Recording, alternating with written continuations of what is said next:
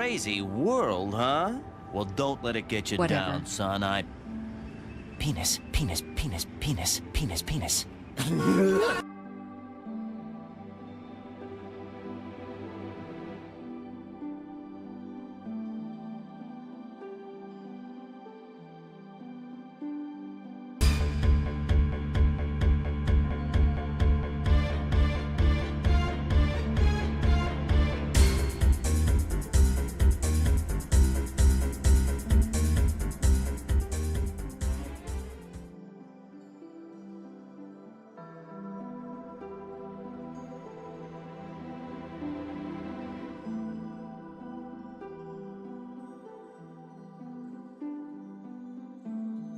Why, you've probably never even seen your own face in the mirror. Here. We need a new place on the internet.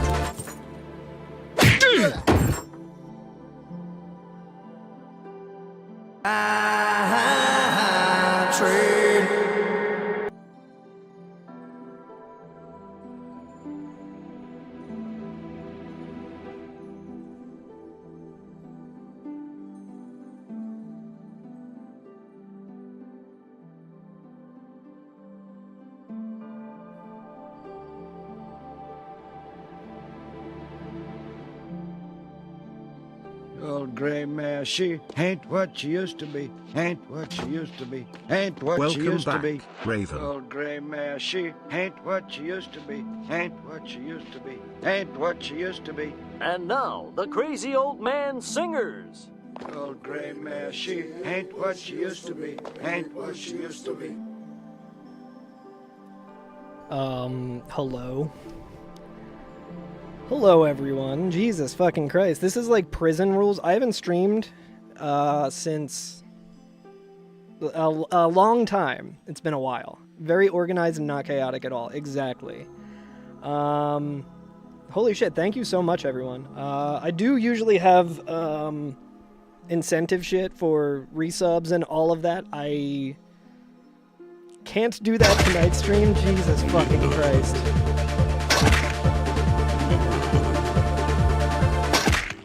I also don't have my webcam right now, but I can fix that. Holy shit, creepy. Thank you so much. Hello everyone from Bone Storm stream. It's gonna be a weird stream today. Also, if anyone is watching this on YouTube, I apologize for not looking at you at all.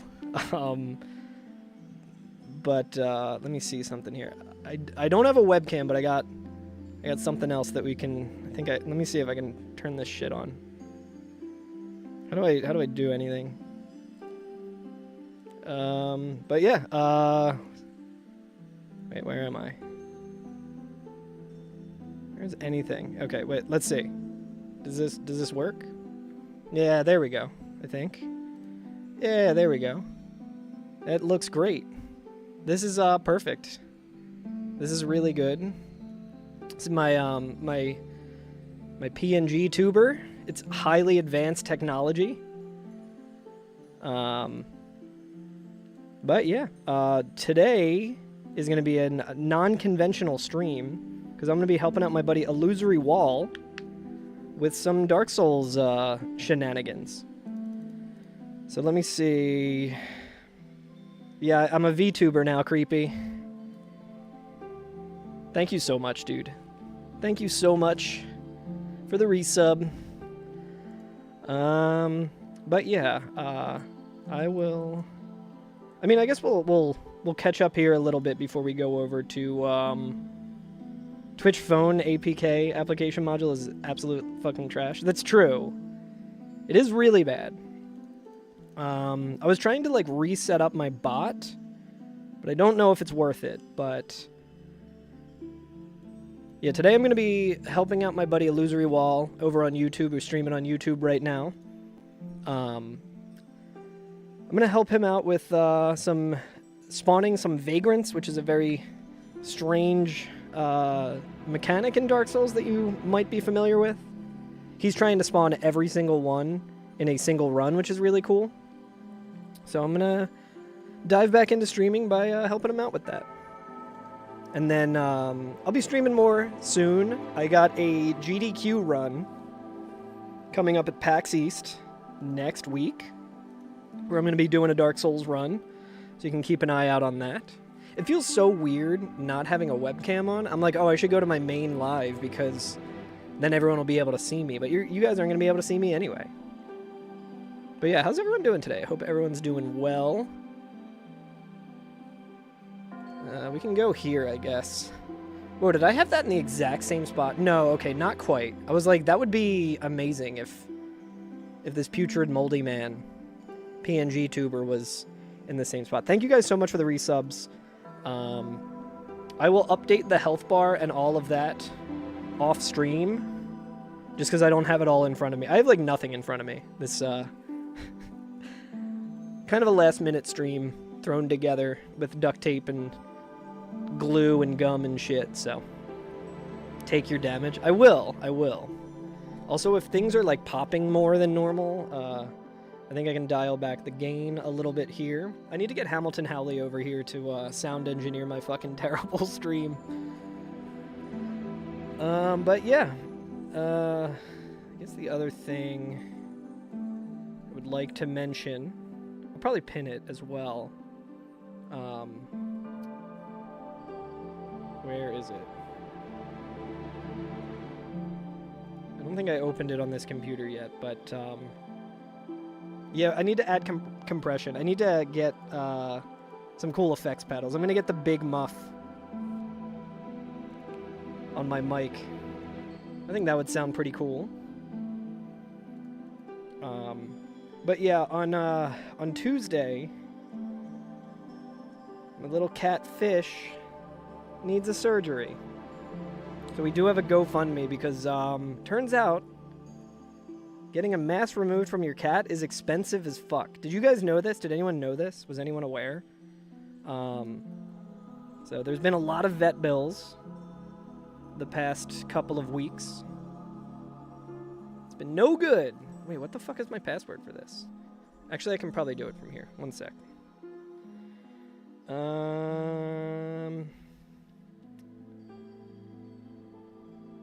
This is like a level of professional stream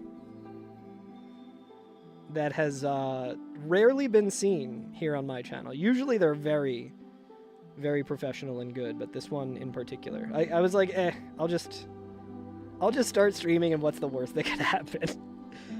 Okay. Thank you guys so much for the hype train. It's good to be back. But I don't know how much I'll be able to pay attention to Twitch chat, because I think the plan is I'm going to be hopping into a voice chat with Illusory Wall, who has a very good YouTube channel if you're not familiar with it. So I'll post the link there as well. Okay. Fish needs surgery. I'm just gonna post this here and pin this. Kind of the thing that's been consuming my brain the most recently. Oh, I'm glad that's in my chat and I didn't just post that in someone else's chat by accident, because my brain bad. There we go. Imagine if I just went to like a random stream and fucking pinned that. But yeah, hope everyone's doing well. I'm gonna reach out to Illusory here in a moment and get started with this Vagrant stuff. I don't even really know what the process is going to be for spawning Vagrants, but I guess we'll find out with Illusory Wall.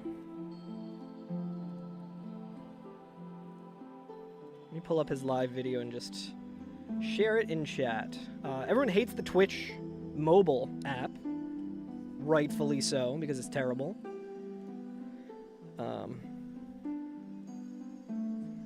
Check out Illusory's stream. God, I can't type at all.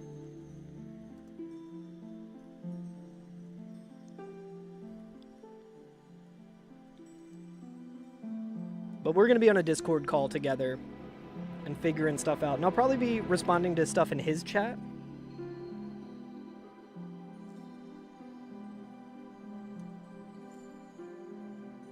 So So if you guys want to chat in there, if you're on YouTube, that would work. That would work quite nicely. But yeah, let me, I should actually probably reach out to... I guess I should do it in his chat, huh? Which means I should probably listen. I don't know if you guys will be able to hear the browser.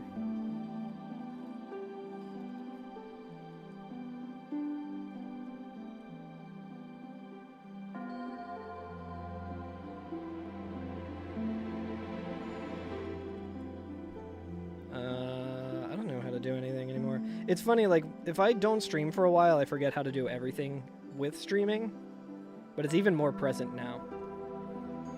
Okay, I'm in his stream. Can I hear it?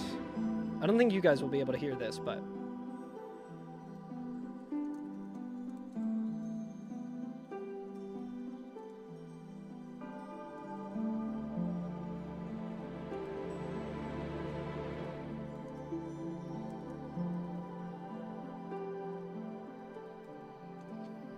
But yeah, I'm going to be hopping over there, so...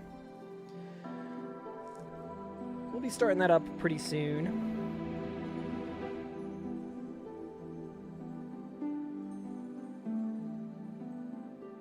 Just going to wait to see if he wants me to join him.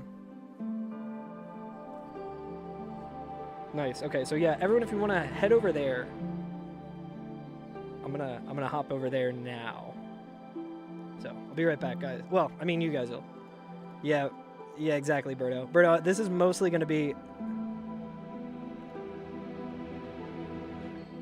It's going to be mostly on Illusory stream, but...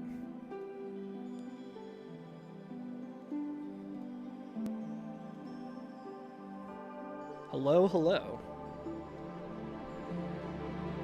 Okay. Yeah, let me know if my voice is too loud or if you don't like my voice and I can try and have a different voice.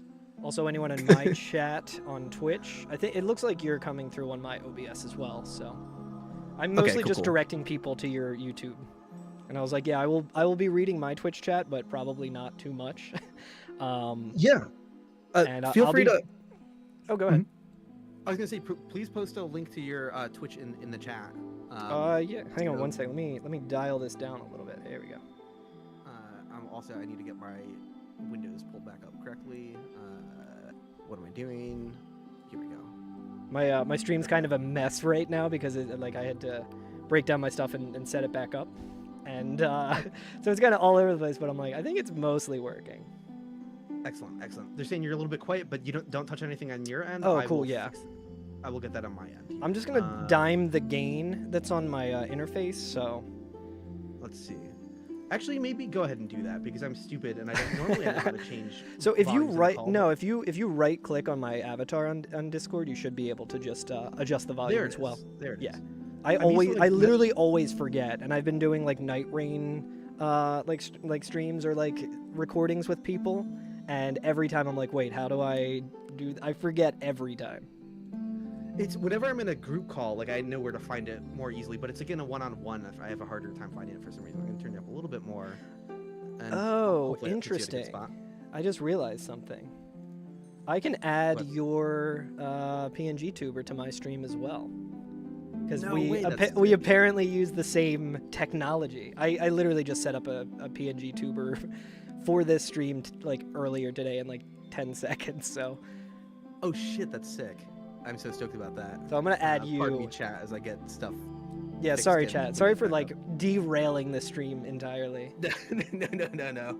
I haven't been checking chat either, but if anyone did say they don't like my voice, I will be banning you because I do have admin rights. So, like how I called it admin rights. How old am I, dude? Jesus. Yeah. So yeah, for my chat, if you're not familiar with Carl, he's an old friend of mine from outside of Dark Souls, but also he is a Dark Souls speedrunner. So small world sort of situation. He's very involved with Dark Souls speedruns. He speedruns at like GDQ and stuff like that. Yeah, I got a GDQ run coming up. If anyone's going to be at PAX East next week, on Friday I will be speedrunning Dark Souls Prepare to Die edition. Hell yeah. Cool. And also, Carl shows up in a few of my videos. You were in the Soul Memory video, I'm pretty sure, because I mean, I know you Yeah. tested. So Yeah. Carl was instrumental in kind of figuring out the last couple Soul Memory ranges that like I didn't figure out back in the day. Algae as well. It was like you two guys really helped me with that. Oh yes. And you've showed up in other ones, but I don't remember. I think you showed up in the Invasion cooldown video, probably. I know Fino helped with that as well. But my videos are like a blur to me, so Yeah, I no, know it's- you're in more than one, but the Soul Memory is the one that I'm certain of. Every now and then, like IRL friends will just like reach out to me and be like, "Yo, is this you in this Dark Souls video?" And it's like Dark Spirit Carl Germ has invaded. I was like, "Nah, it's probably some other Carl Germ that's obsessed with Dark Souls."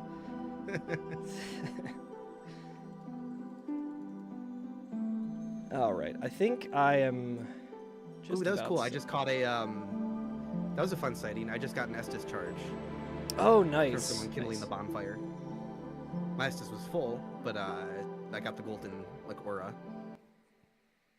Yeah, I guess I should figure. So this is a pretty new file for me on my side here. I did it mainly to I forget what you needed.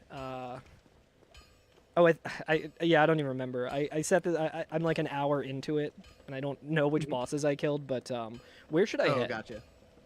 So I'm currently doing this in the depths. So unfortunately, I didn't make it too easy for you. I guess you'll have to go like speedrun Capra.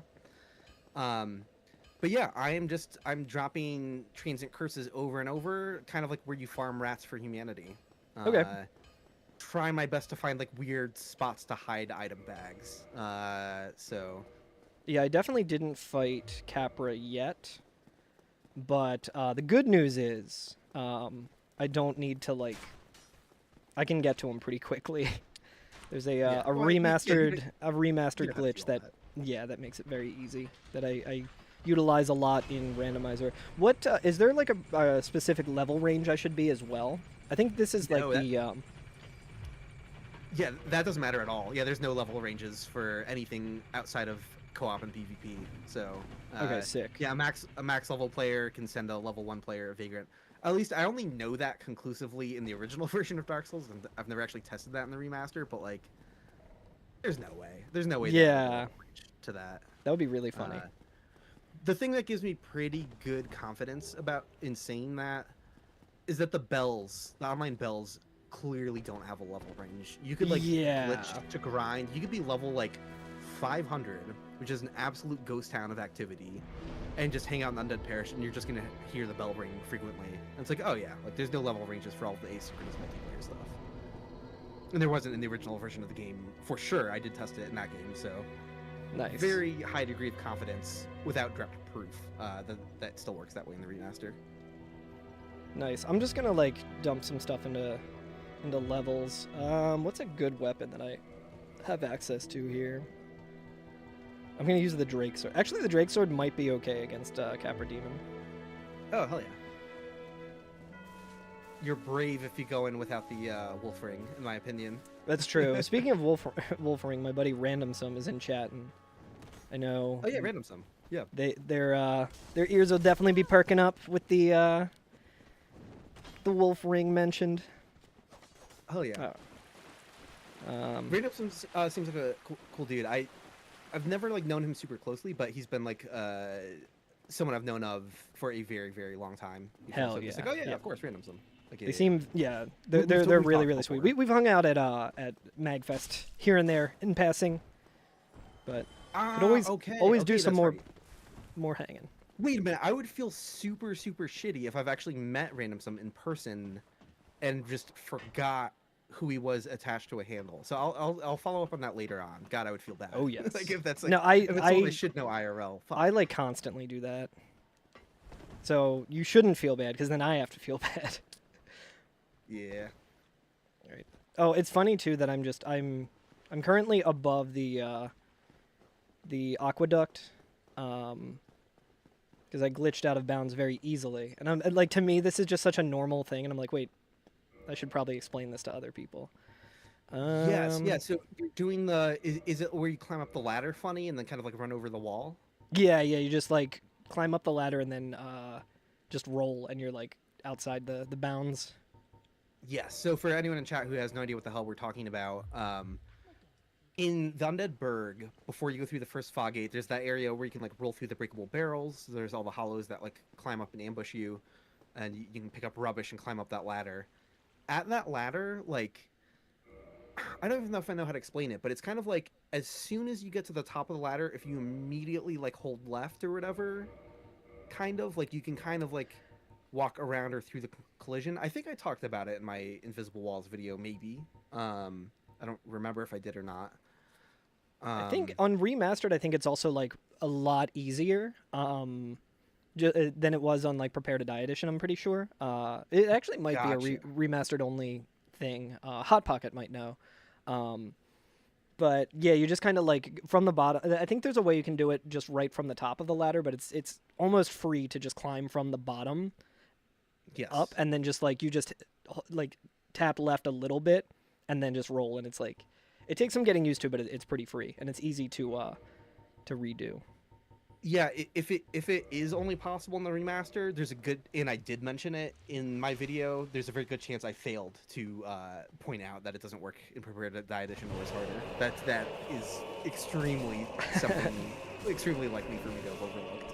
Oh, I'm mid-rolling because I put on the dagger. Yo, Batsley's in chat, nice. Oh, welcome, our friend Batsley. Batsley. Yeah, hell yeah.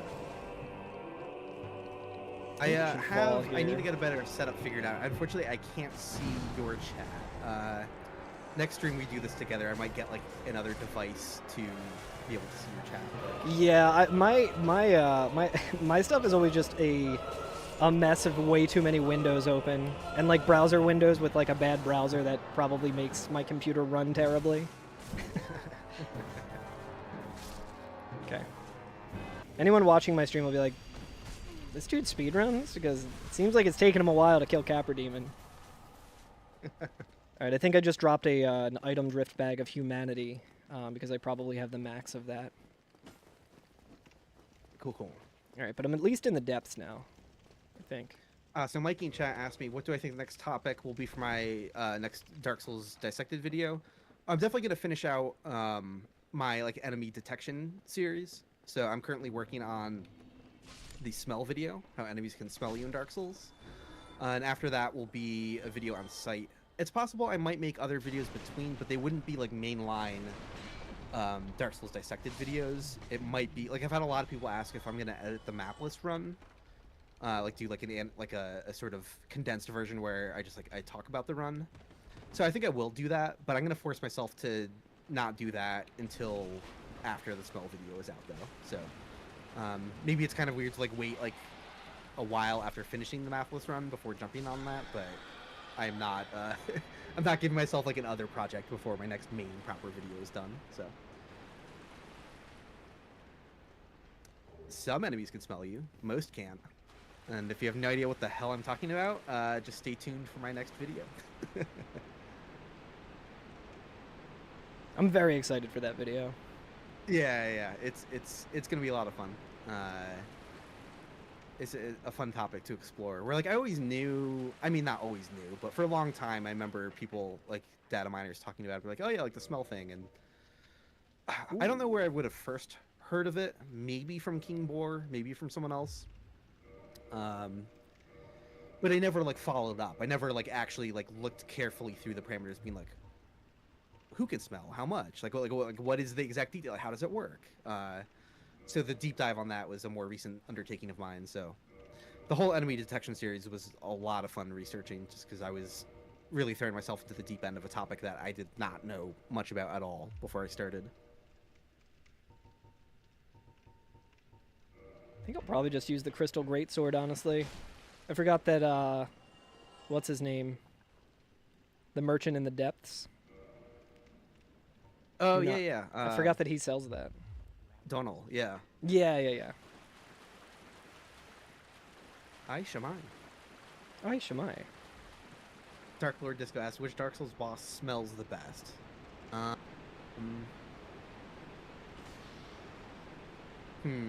That's a good question. Gonna have There's to think on obviously that. like the sicko stuff that guys Hey, can hey. say, but So look at that. I got my first drift item back. nice. So I reloaded. So this is what someone else in their own game might see. Like they're minding their own business. They roll through this thing, and out pops an item bag. I'm not gonna pick it up because killing a vagrant or picking up a drift item bag.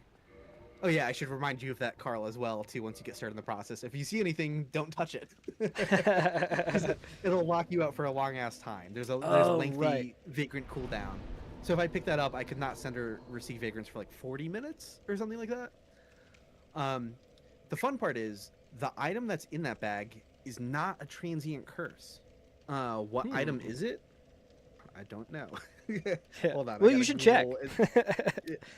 I should Google my old research. Dark I was gonna say, Souls, in my Vagrant. experience of looking something up in Dark Souls, I'm like, it'll be like, you know, like 10 years ago, something was posted about this, and I look and it's just you posting it. I'm like, ah, hell yeah, Hell yeah. the ancient tomes. Yeah. So there's now a Lloyd's talisman in that bag. Interesting. Now you can't drop Lloyd's talismans to spawn good vagrants, right? Like it knows.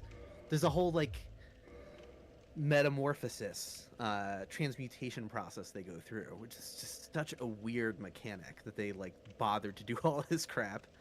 But yeah, anyone else finding these in the hallway, they won't find the item I'm dropping. They're gonna find whatever it converts into. And there's a whole table that I made on the wiki that shows like leftmost column is item dropped. That's the item you have to drop to spawn a good vagrant.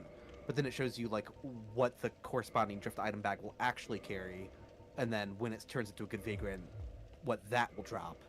Because it's not random. They don't have randomized drops. Aside from the specific coins of good vagrant spawning from rings, apparently.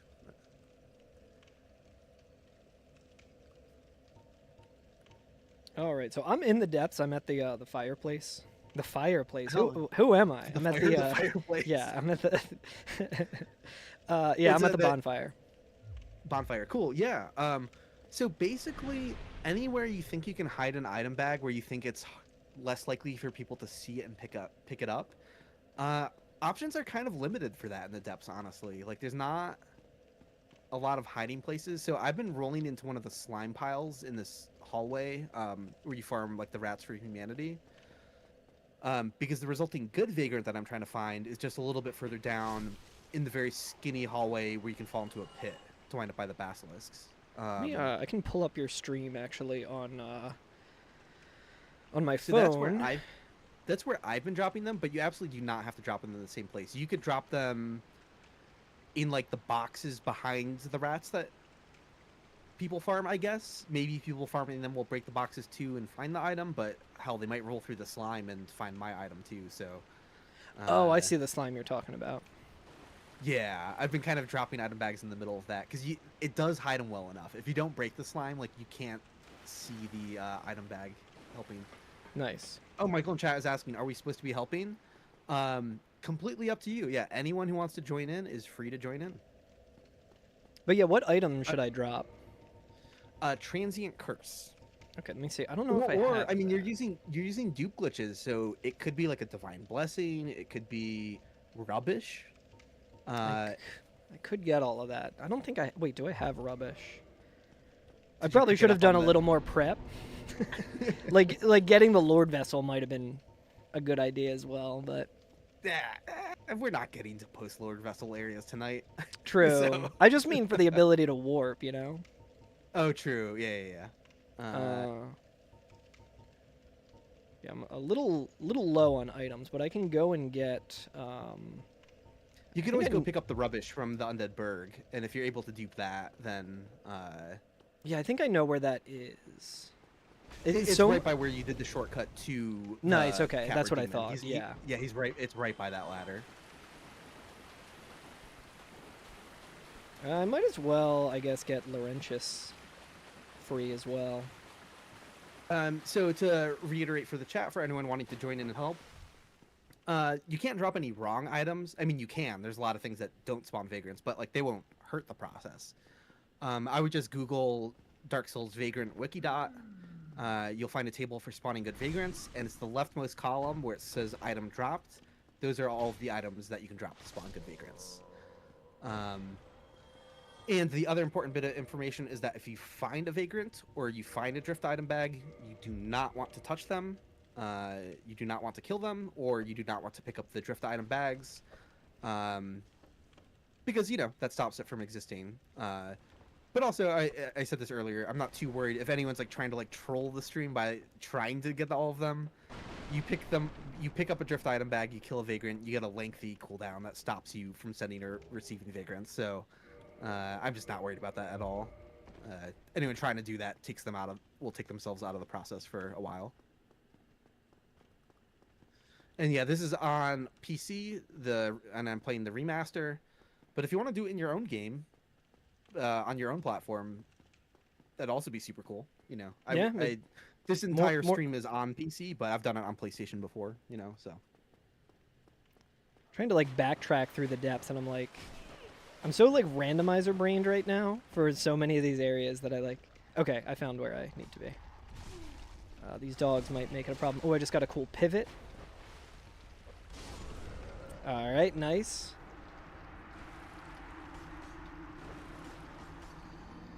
I just died. Oh no. I feel bad too. The next stream we'll get stuff figured out, because like you got me in your stream and I have no visual representation of you in my stream, but we'll get I could send you that link if you want, but it's also clicking out of Dark Souls Remastered is always a nightmare. Yeah. Well, I'll just investigate it for the next stream. We'll get yeah. That's no problem at all. Fugi and/or PNG tuber set up. Yeah. It's Fuji, I guess. Yeah. Yes. Okay. Cool. It took me 3 minutes of Googling to be like, okay, this seems like the easiest way to get this going for tonight.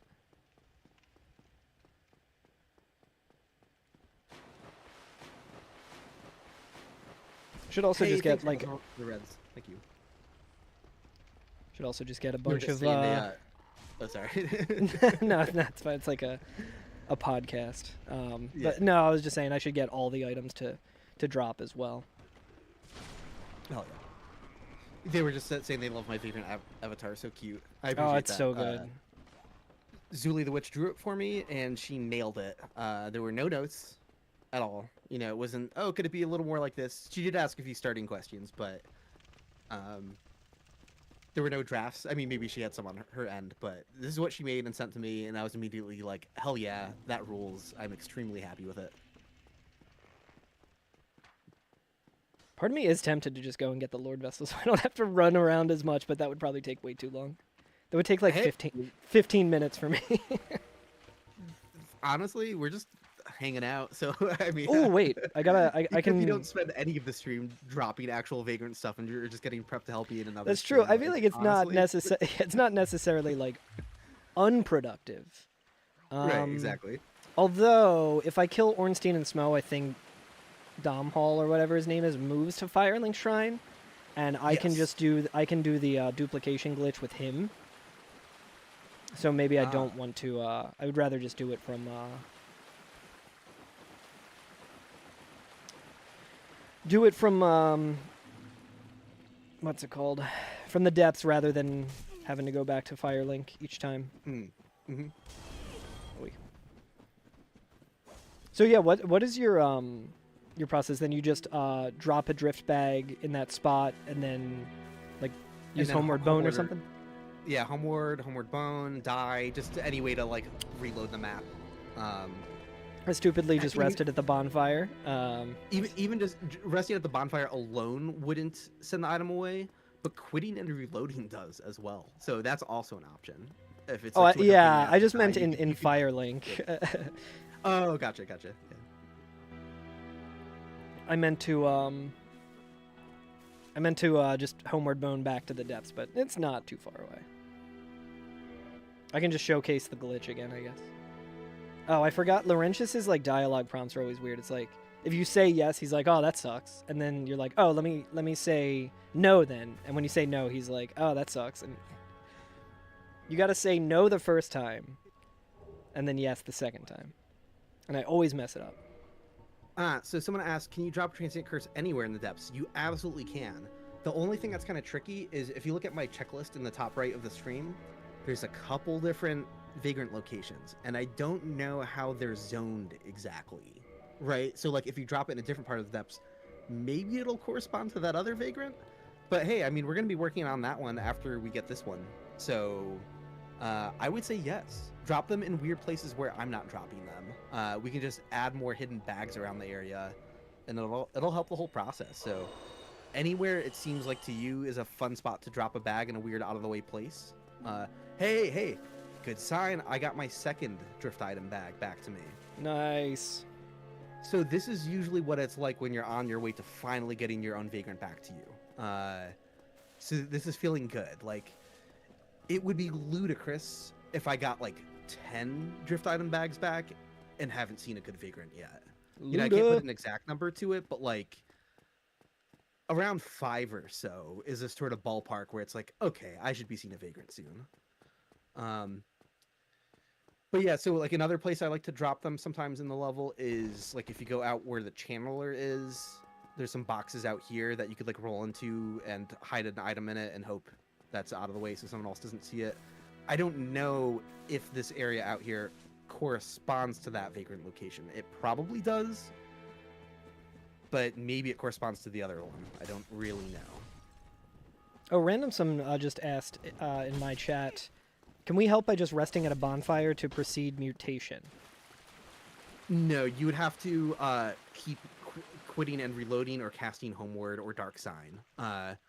Yeah, because that can help. Honestly, if you are just hanging out in the area but you didn't farm the items yourself, you could just be sitting by the Depths bonfire and just spam. I mean, you don't have to do it quickly, but you could just cast Dark Sign every couple minutes. And honestly, that would help because you could be a potential recipient of one of these bags, and then you can just be sending it back out to other people when you do that. So even if you're not dropping anything, just hanging out here and casting like Dark Sign every minute, that could help. Yeah. Another thing, I wonder, I might be able to just also like drop 99 of stuff for people.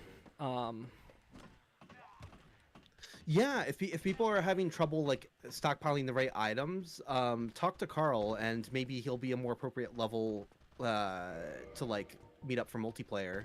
I am level 82, which is not. I did level up a little bit, but it's also a thing where I could just set up another character as well, and like for the next stream, and just get a bunch of the items and just kind of like post up by Andre and. Oh, go ahead. Yo, I found a drift item that wasn't mine. Let's fucking go. Someone is helping. Someone must have been me. Even though there's evidence of me not dropping a single one yet. Yo, one was inside the box at the rat trap box. That is so cool. Oh, I'm so stoked about that. That rules. Let's go. And it happened shortly after getting a golden aura of like S discharge from someone kindling the bonfire. So we're seeing some weird multiplayer shit starting to happen. This is so cool. I also did the shortcut again, realizing that I already had the actual shortcut opened up, like the glitch one. So it actually took me longer to get back to the depths than it should have. Oh, no. I'm just too speedrun brained. I'm like, I don't know how to do the normal thing. I have to do the thing that is faster if you didn't already do the intended strat. Sometimes you get so used to doing a weirdly specific thing. I see a ghost spamming jump by the bonfire too. Is that someone involved with what we're doing? That might be Randomsome. I know that when I was doing my what's it called? My give the fair lady 60,000 humanity on Nintendo Switch.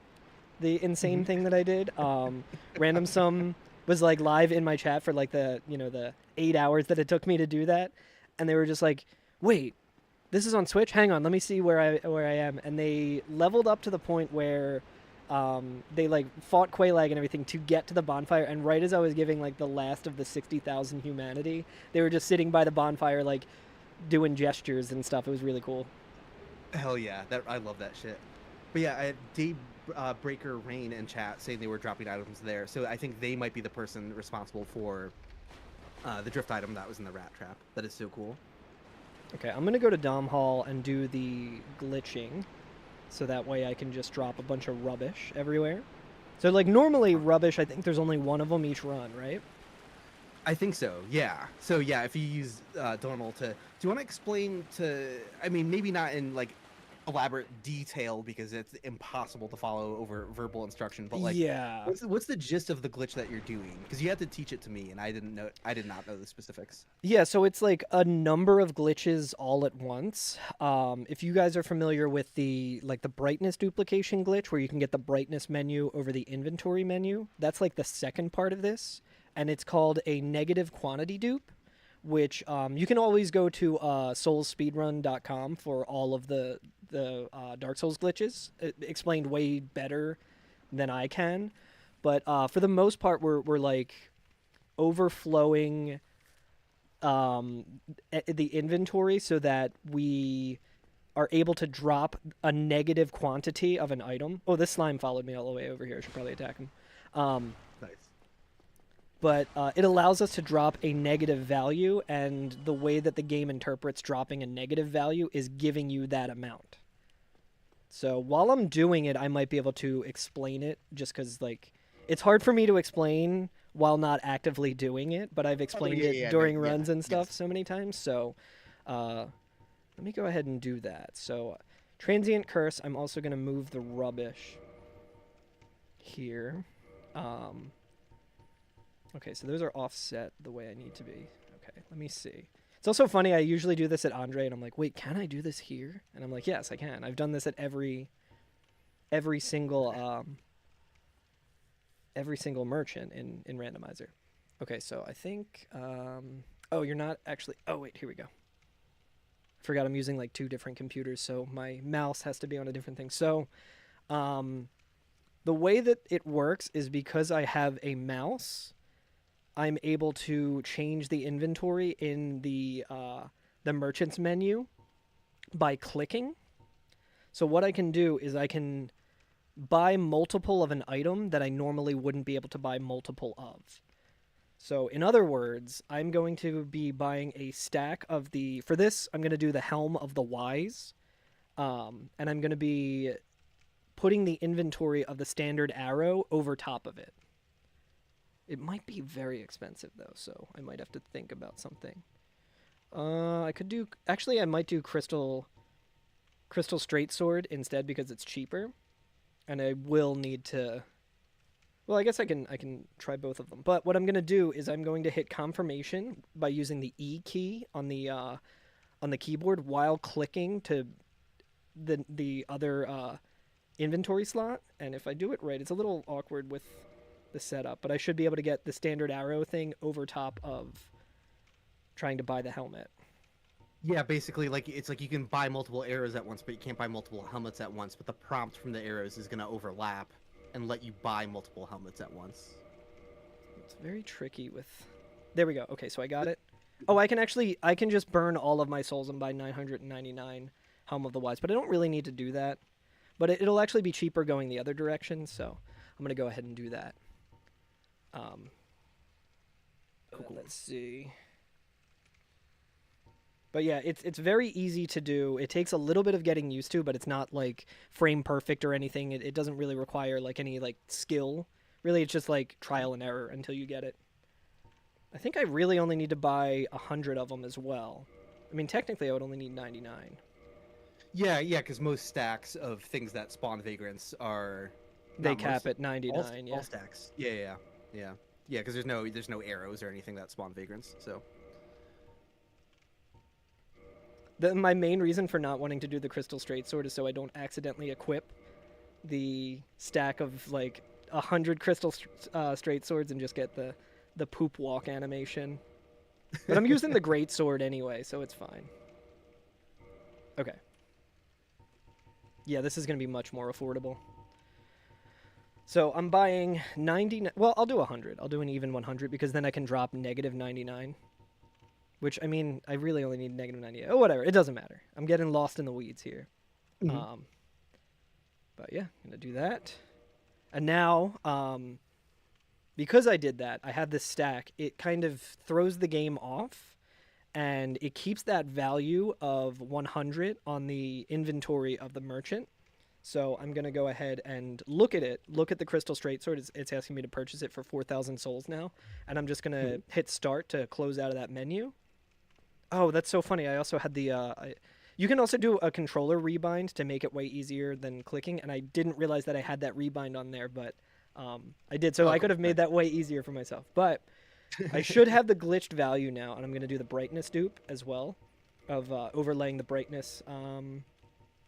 menu over top of the other inventory, if I can get this right. This is like the easy part of the glitch that I'm just failing. I was trying to do it on Nintendo Switch earlier, and the timing's different on that, and I think that's what threw me off.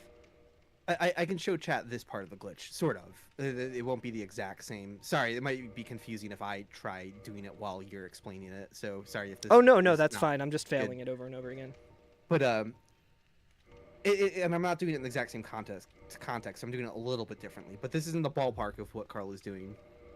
Is if you put an item underneath the Estus flask, and then go to drop 999 arrows, but cancel, and then go to the brightness menu, and then you want to open the brightness menu the same time you scroll over in the menu, right? So I'm going to press A to enter to interact with brightness, but I'm also going to press the right bumper simultaneously. Or it's the timing's a little staggered. So this is not how the brightness menu should look, because it's overlaid on top of the other menu. And if you look at the text underneath brightness, you can see 2 layers of text aligned on top of each other. And I'm going to back out of the glitch so I don't do it now, but basically that's the gist of it, right?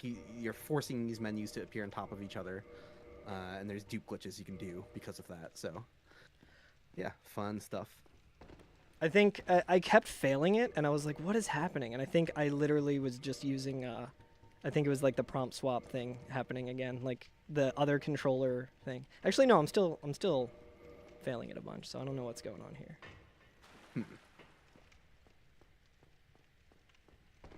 What does this do? Okay, so that's click. Adam Sandler movie. Yeah, exactly. Okay, I think I figured out what was going on here. Usually I have a way of showing which controller profile I'm on, but that is I kept failing it because I was technically clicking the mouse twice instead of actually hitting the confirm button. So I was like, man, I'm washed. I was like, I can't do one of the easier speedrun tricks, but it was literally I was hitting the wrong button technically. That's so stupid. So TJ Grom in chat asked, does the region I play in matter when transferring items between players? Can I send an item from EU to North America?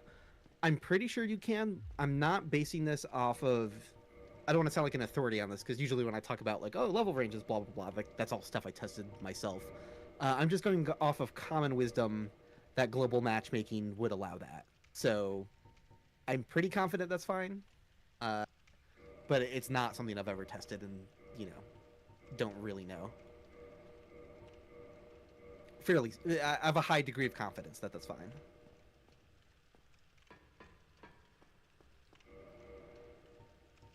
Okay, so that did not work. I think I know why. I think it has more to do with the weight of the item, maybe. But I also I had a bunch bought already, so I think that might also throw it off. So let me test that first, because it shouldn't actually be the weight, I don't think. So I think because I bought a couple of Crystal Straight Swords, because I was like, oh, I'll just use this if I have to fight any bosses, because it's a good amount of damage. I think because of that, it threw off the whole thing. So I'm learning more wrinkles to the glitch than I knew before, which is always fun. Oh, nice. You're drowning in dupe glitch knowledge at this point. Yeah. The fact that you've just you didn't just learn a couple for a specific thing, but you're always doing it on different platforms and everything. And different versions of the game. Yeah, that's a lot. Let me actually see if I can do the... Okay, yeah, I did the controller rebind version, and it's so much easier. I guess I don't really need the souls all that bad. I could always get more souls if I need to. So I'm just going to buy 999 of them. Nice. I mean, I guess no reason to not. If rats are dropping humanity, I might as well. Because I already have 99, but it's like I might as well pop a humanity, so I have soft humanity. Yeah, there we go. Now I'm dropping negative 998. Sick. So now I have 99 transient curses, and I can just do that for every item. I don't know if like the coins or whatever drop anything either. Yeah, oh yeah, all the coin types spawn vagrants as well. Yeah. Okay. Nice. Should I drop a couple of them at once, or just one at a time of the same item type? Just one at a time. Okay. That's totally good. Yeah. I'm just like trying to optimize this extremely non-optimal path, or like, you know.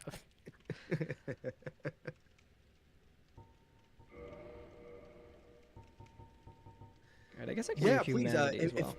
If people online are playing along, if you have a miracle build and you have Wrath of the Gods, please spam it in this route that I'm doing. Like that would be very cool. I don't know why I dropped that there, but Yo, Stargazer found a vagrant. Nice. hell yeah! See, it's coming along.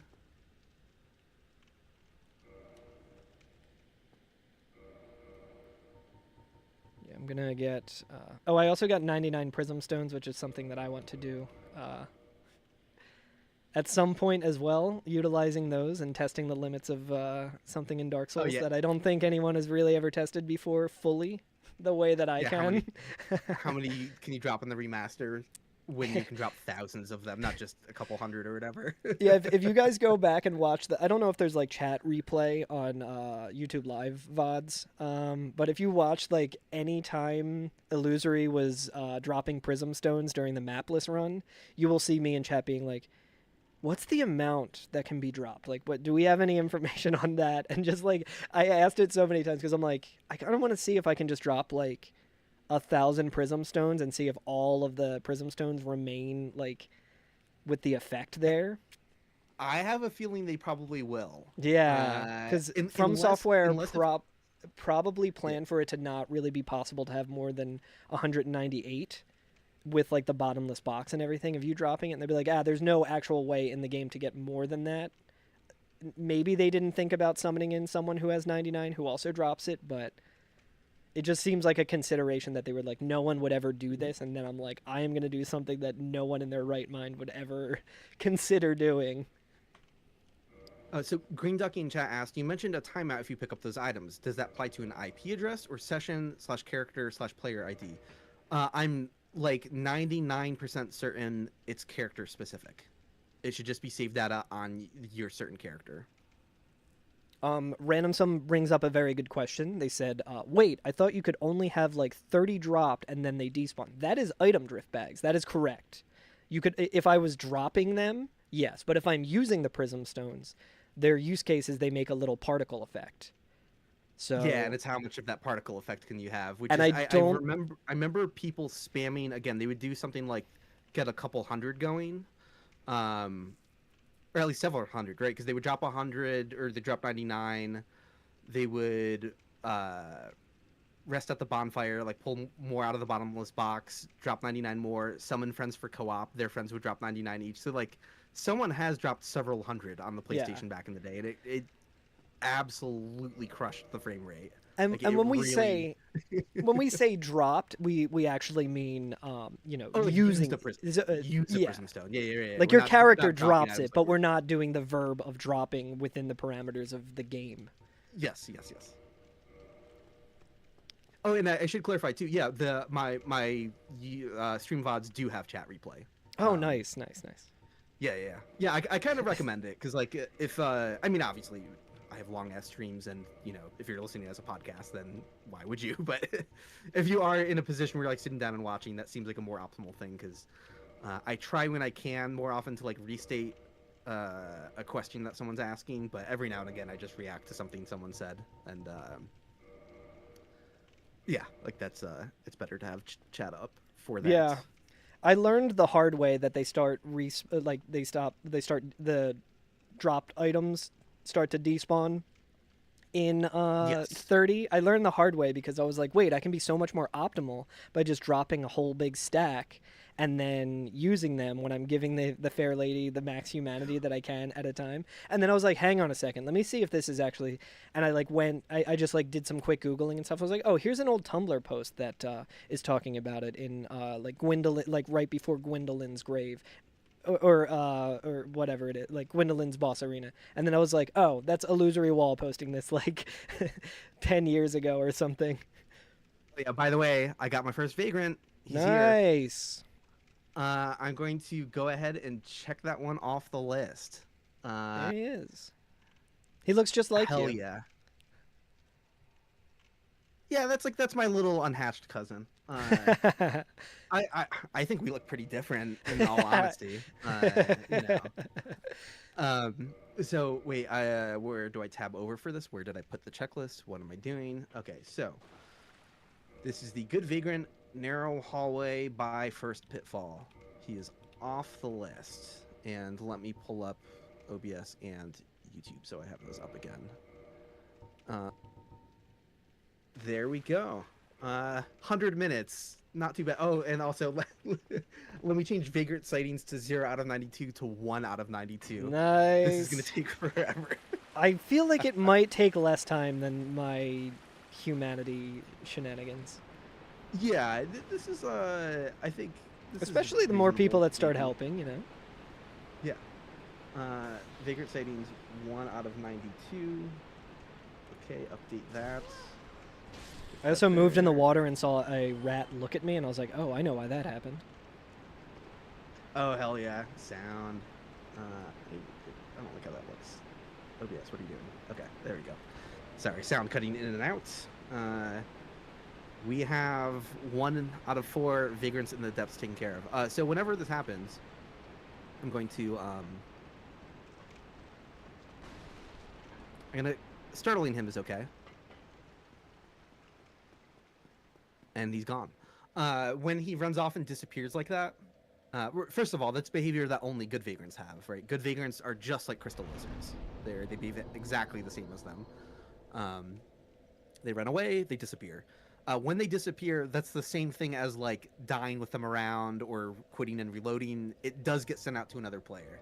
So that's the fun part, is someone else gets to have that Vagrant. Bye. So now I'm going to transition to the other Good Vagrant location. Nice.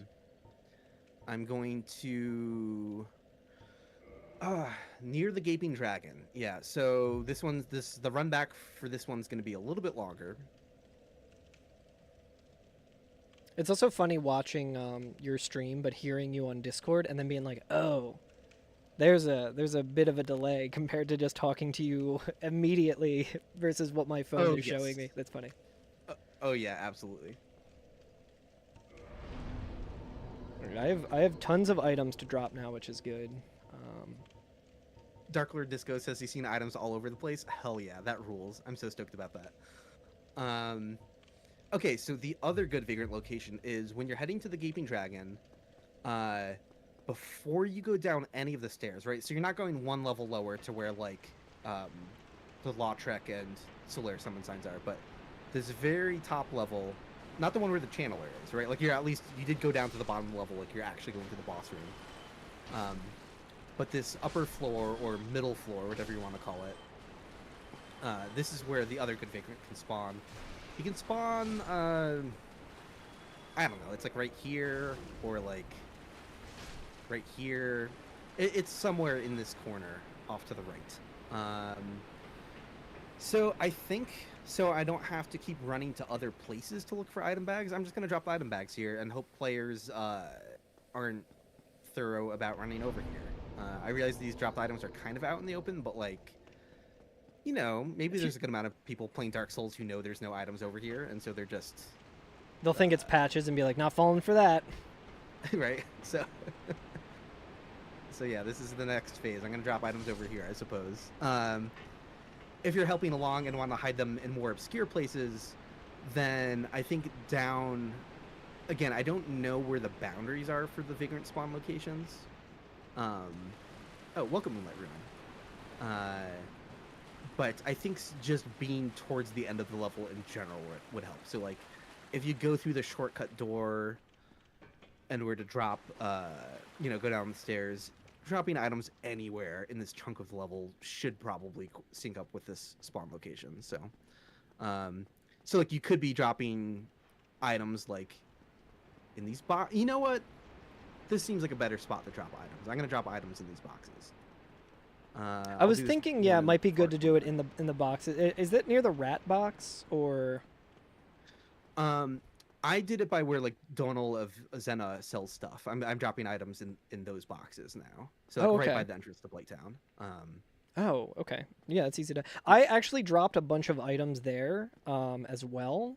Just like the weird ones that I was doing to dupe. Cool.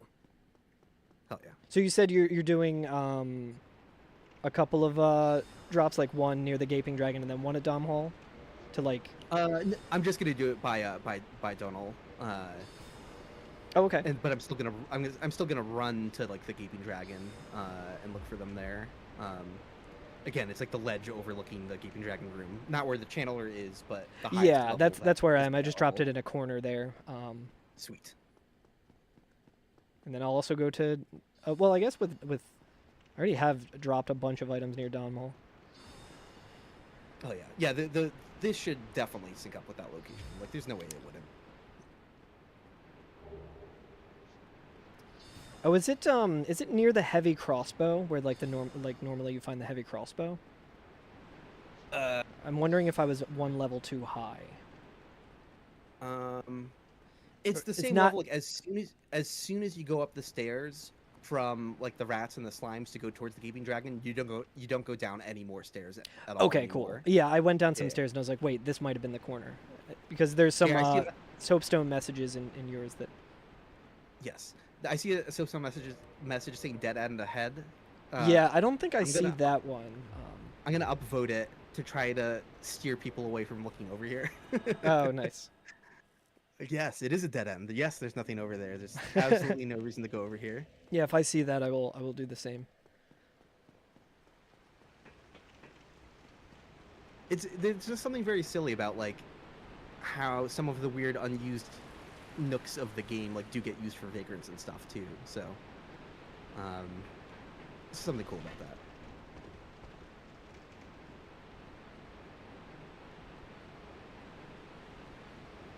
Oh, cool. Hot Pocket Remix is double checking zone, so you could drop it over by the channeler. It works for this vagrant as well. Interesting. Nice. Okay, I wasn't sure Very about cool. that.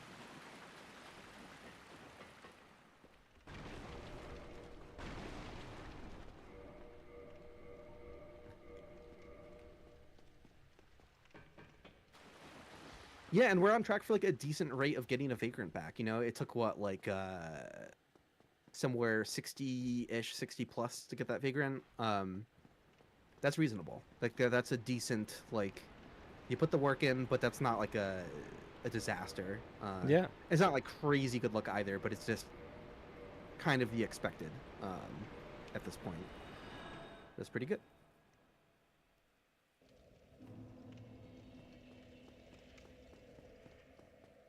Atropine in chat said, genuinely one of the best game mechanics ever conceived, and they put it in one game. I know. Yeah, I could not agree anymore. It's so cool. It's like when I found out about this, I was just like, that is so cool. Like, I wish more games did stuff like this. Yes. And I wish more Dark Souls games did more stuff like this. Yeah, I want more experimental multiplayer mechanics. Mm-hmm. I talked about this in the map list stream, but the thing that's so cool to me about Miracle Resonance and Vagrants and seeing a disasters are gone message and you have no idea what the hell the game is talking about, to me that's special because it makes the multiplayer more mysterious, right? Like no one would call co-op or PvP mysterious. Maybe the exact rules of it are a little arcane, like you're jumping through hoops and like, you know, there's a lot of little details to learn about how it works, but like the fact that co-op exists or multiplayer exists isn't mysterious on its own. You know, the game does have an atmosphere of like indirect multiplayer, so maybe there's a bit of mysteriousness with seeing player ghosts and messages, and like that can be a little bit alluring. But the second you get to the level of like, I don't know what a disaster is. What's that weird ring of light? Why did an orange ball like aura fly into me and I got an extra Estus charge? Like, Yeah, why the do I fact that suddenly you- have more humanity than I did previously? Yes, and I guess you that's not really don't- multiplayer necessarily. Though. No, but that's a cool example because people thought it was a multiplayer mechanic, right? They didn't know how the humanity mechanic worked.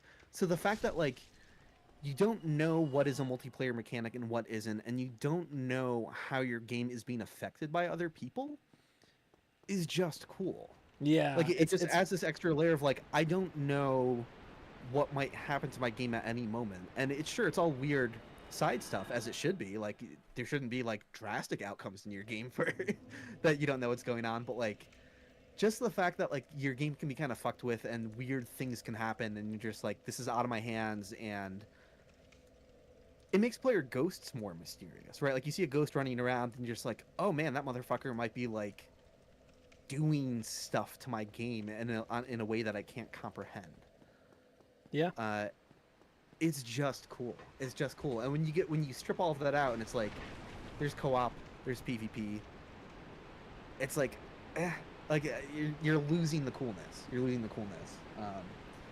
So yeah, I want them to go all in on weird multiplayer stuff. And not that there isn't cool stuff, like Rat King Covenant in Dark Souls 2 was a fun idea.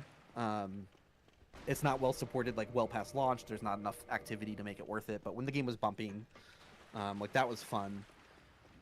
And you might be surprised at first because you're like, what type of multiplayer interaction is this? You know, for a PvP thing. Like there's still weird stuff, or like mad spirits or whatever they're called in Dark Souls 3 being like, okay, I didn't realize they could be hostile to me as well. Like it's kind of neat, but it's still just forms of direct multiplayer that don't have the same level of mystery to them. So Acid Spectre said, I already found a Lloyd's Talisman someone left. Did you pick it up? Yeah. Is the question. yeah, if you picked it up, you're screwed for the next like 40 minutes. But that is, hey, you know what? It's still cool though. Like, I know an item bag is not that special looking because it looks the same as any other dropped item bag that isn't a drift item. But it is a form of vagrant. You know, it's a proto. It's a baby good vagrant. So like, finding and picking one up is to me, it's just as interesting as running into a vagrant. So Yeah, it's just, less time traveling. yes. So yeah, obviously not as it doesn't have AI, it doesn't have a unique character model, but I'm just like, I've seen enough vagrants at this point that finding a drift item is just as exciting to me. Yeah.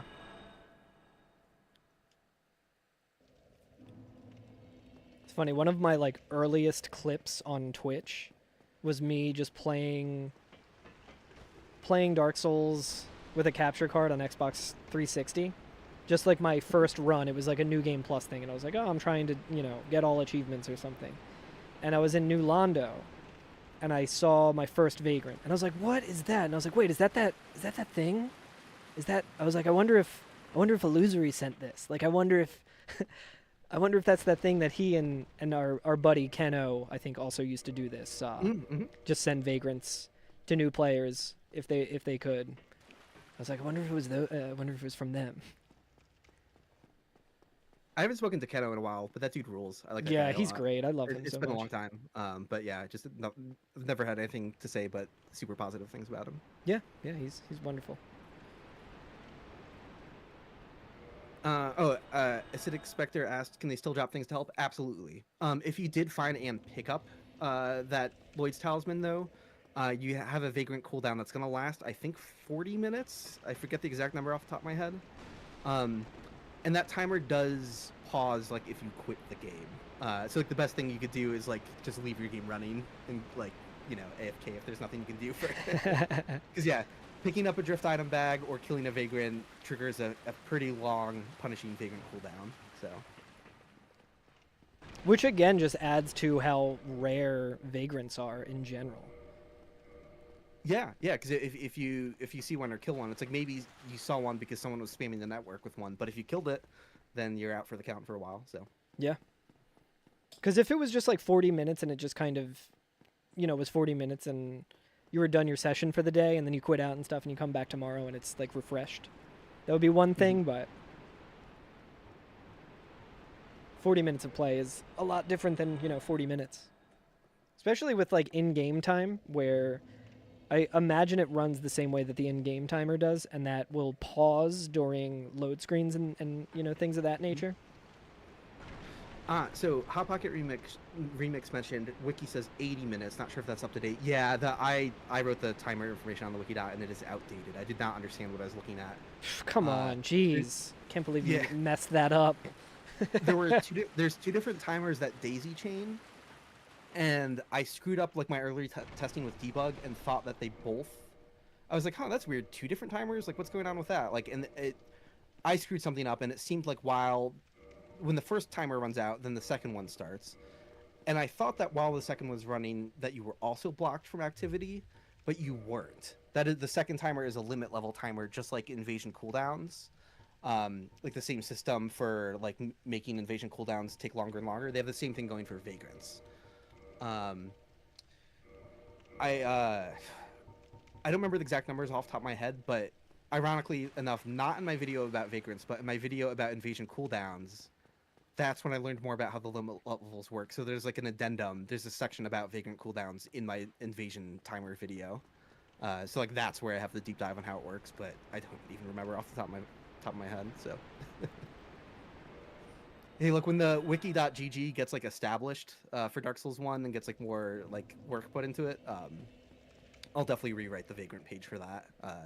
I'll basically just copy over everything from Wikidot. It's completely allowed because, well, not only is it a dead wiki, but I wrote it, so it doesn't matter. But in addition to that, like, I'm gonna refine some of the things like the timer, and like I have more information that could be better. And I did see my first return drift item here. Nice. It's in the same spot where I left one earlier, but I haven't been leaving them more recently. But maybe it could have been one that you or someone else also dropped there. Oh, I just quit out instead of homework. Hey, that doesn't break anything. It's the same, yeah. Yeah, it's the same. That sends an item. I feel like, again, I'm just like kind of in the autopilot thing, and I'm just like, my hands are so good at just quitting out. Someone got Miracle Resonance. Let's go. That's random. so cool. Random. Some also said that they got Resonance Ring by a bonfire. I keep forgetting to spam it. I keep forgetting. I'm gonna leave it on my person. There's no reason to have it on a. I'm not using my shield anywhere here. I don't know what I'm doing. So, yes, I promise to use more Miracle Resonance. Yeah. What are the spells that leave resonance? I should also get that for next time. I don't remember all of them off the top of my head, but it's Wrath of the Gods. Is Wrath of the Gods one you can buy, or is that involved with like Siegmeyer's quest? That's involved with Ria's quest. Oh, with Ria's quest. Okay. Hold on. I should know this. I also wrote like the wiki information on this, but I just don't remember. You know, this is a very specific reference, but Indiana Jones and the Last Crusade. Mm-hmm. He's chastising his dad, Sean Connery, for like, why didn't he remember this? And he's like, I wrote it down in my diary so I wouldn't have to remember. Yeah, no, that's so real. I think of that all the time.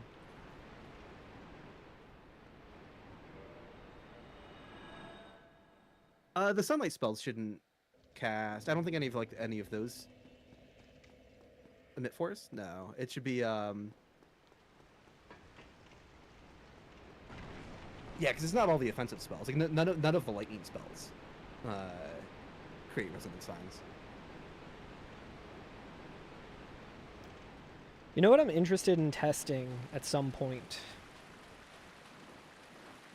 is when I drop, like the negative quantity of items. Mm-hmm. I wonder what that looks like to the game. Because if I pick it up, it just is nothing. But if I summon you into my game and I have all of the prerequisites to drop a negative quantity of an item, like what does that look like in your game in multiplayer? Because that's something that like for the most part we only do in offline because yeah. Oh, and I do have to apologize to the Babitat in chat because they were saying like the sunlight miracles, and I was thinking sunlight spear. So I was thinking of all like the lightning miracles. I was like, no, those don't work. But no, they're absolutely right. Yeah, soothing sunlight, Bountiful sunlight. Yeah. Yes, Nice. those nice. do also create resonant signs. Yes. That was the Absolutely. first one that came to my mind as well, but like bountiful sunlight, but I know that that's also like pretty out of the way. Oh God, yeah, and the faith It's- requirement on those, and like all of the like all of that Ugh. nonsense. Yeah, there's like 8 different miracles or so that can spawn, 8 or 9. I'm forgetting now the exact count, but something in that ballpark. And no, I have that completely wrong. There's only 4 that spawn them. There's only 4 that spawn them, and there's like 8 or 9 that benefit from them. So I should have them. Yeah. So it is just Wrath of the Gods, Soothing Sunlight, Bountiful Sunlight, and is it Great Heal excerpt? No, just Great Heal. Yeah, Great Heal. That's right. Thank you.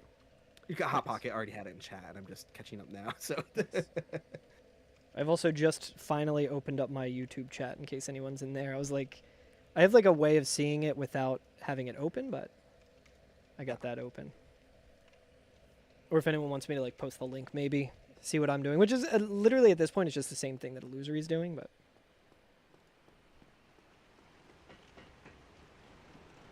You have 8 faith with that character, so you won't be casting those spells. I feel ya.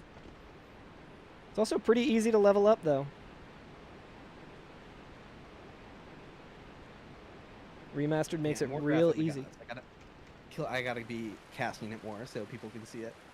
I'm running low on bones, but hopefully I remember that. Yeah, and the Wikidot information too is, hey, another drift item up in this area. Nice.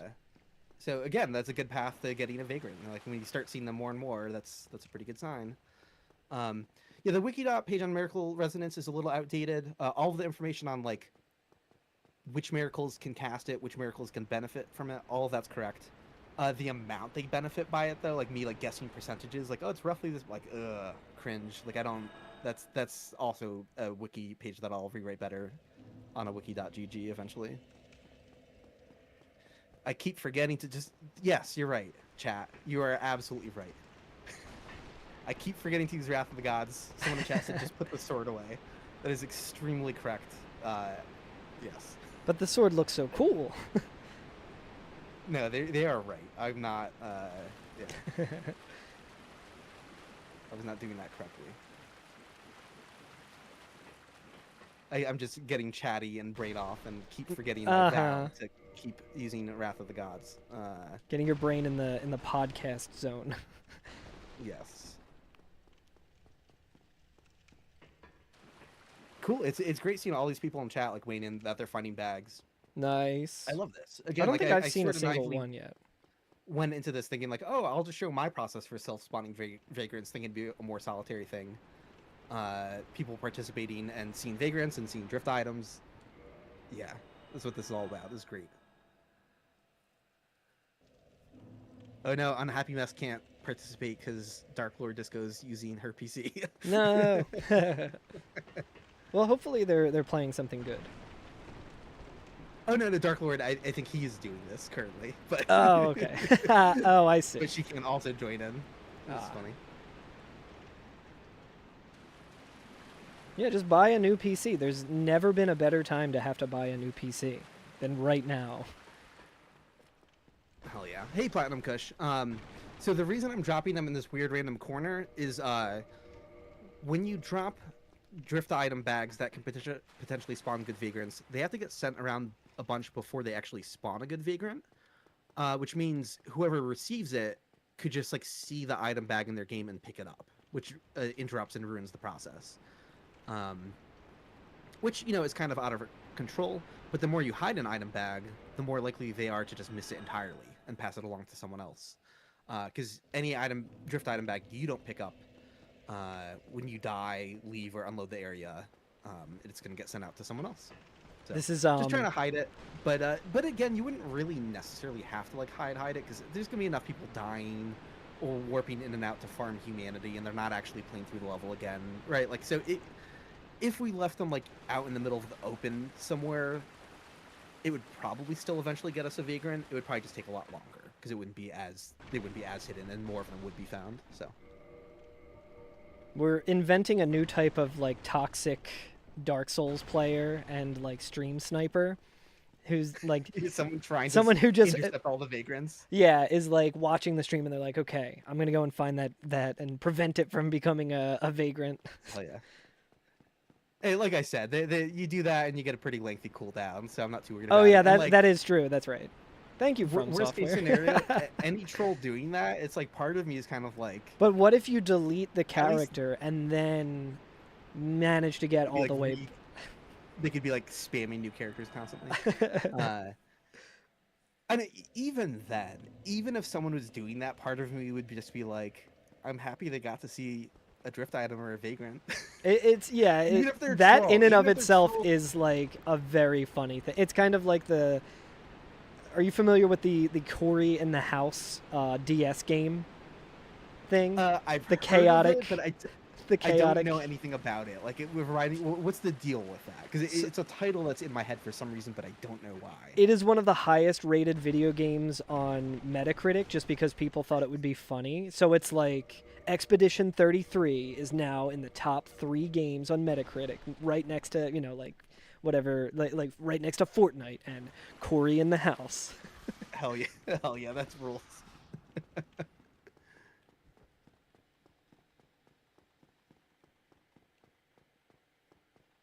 I should speedrun Cory in the House.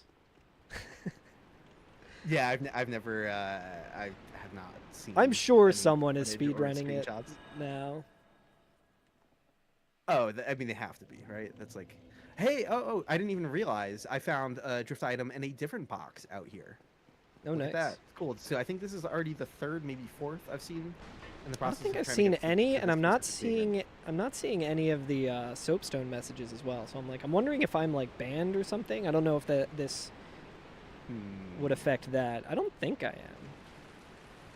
am. It would be funny though.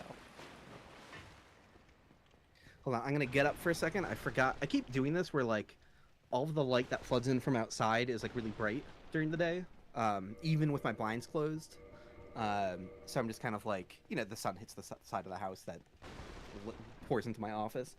And then like I don't turn any lights on in my office, and we also got our lights hooked up to like a Google Home thing, so like I can't just walk over to the light switch and flick it. I mean, like maybe I could, yeah. but I don't, that risks resetting it. So I have to like get up from my computer, walk to the living room, and be like, turn on the lights. So be back in like 20 seconds. Nice.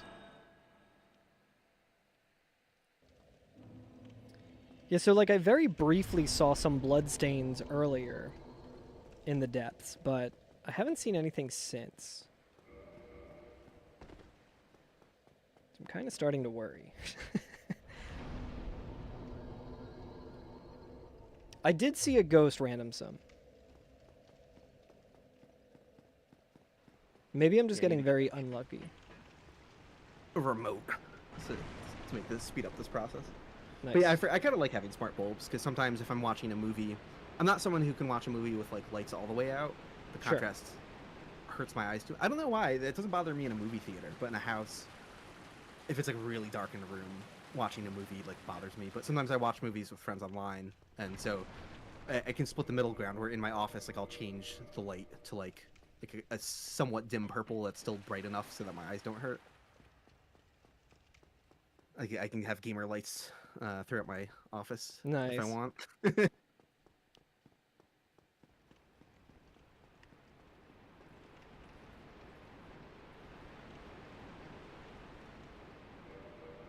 Someone got great SFX 320 got Grave Lorded. That rules. Oh, nice. Yeah, I'm wondering. I don't know if I'm. I wonder if I'm like on the banned server or something. Ah, that would be a bummer. I hope that's not the case. Because it definitely let you connect online, right? Yeah, I'm connected online. I saw some bloodstains for a brief while and like saw a character's ghost and stuff, but I am not seeing any soapstone messages, which I know isn't necessarily something that I would see anyway if I'm on like a different pool or whatever, but I'm interested. Yeah, I would expect some to start showing up after some point. Because I still That's a haven't seen little anything, concerning. but I don't know if that's...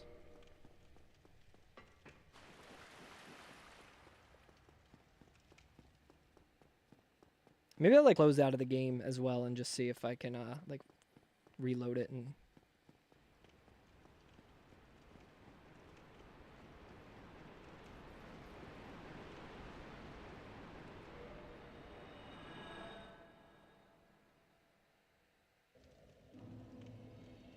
It would be pretty funny though. Oh yeah, I mean it's like, did you think you did anything to get banned? No. Do you deserve it? Yes. Yeah. I mean, not we don't fuck with other players online, but like Yeah, the yeah. amount of glitches and stuff that like.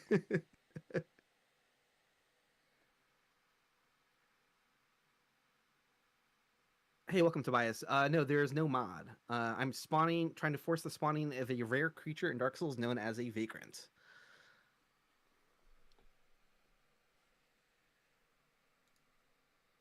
Yeah, so I logged in and it did say like players using mods or whatever could be banned or something. I don't know if that's like the default message or if that's pointing in the direction of me. I think that's the default message. Okay. Still. I think the only like thing that might have caused it is I do have like the logo skip thing, but I don't know if that would potentially be the cause. Or it could be at like some point when speedrunning I did something to do it, but I feel like I was summoned before. Oh well, we'll see. We'll keep going and we'll keep at it. Oh, and yeah, definitely next stream I'll get a Fugi situation set up for you and everything because someone in chat was like, "Who's the other guy talking?" Oh, I'm like, yeah. Shit. That's Carl Germ. Feel free to link. Well, I mean you're playing the game, but I am, but it's on a if you different have- PC, so Gotcha. Yeah. You feel free to post your Twitch link in the chat again. yeah, cool. As my friend Carl, he speedruns Dark Souls, and he is streaming from his perspective, trying to help. Yeah, I'm on Twitch and I'm also on YouTube. So let me see. Oh yeah, you're also on. Yeah, you dual cast and you keep the VODs on YouTube, right? Because Twitch Exactly. Kind of shit the bed with VODs. Yeah. Let me. Oh yeah, maybe it might be a password thing as well. Let me look into that. I don't think I've used a password recently, but Yeah, passwords shouldn't.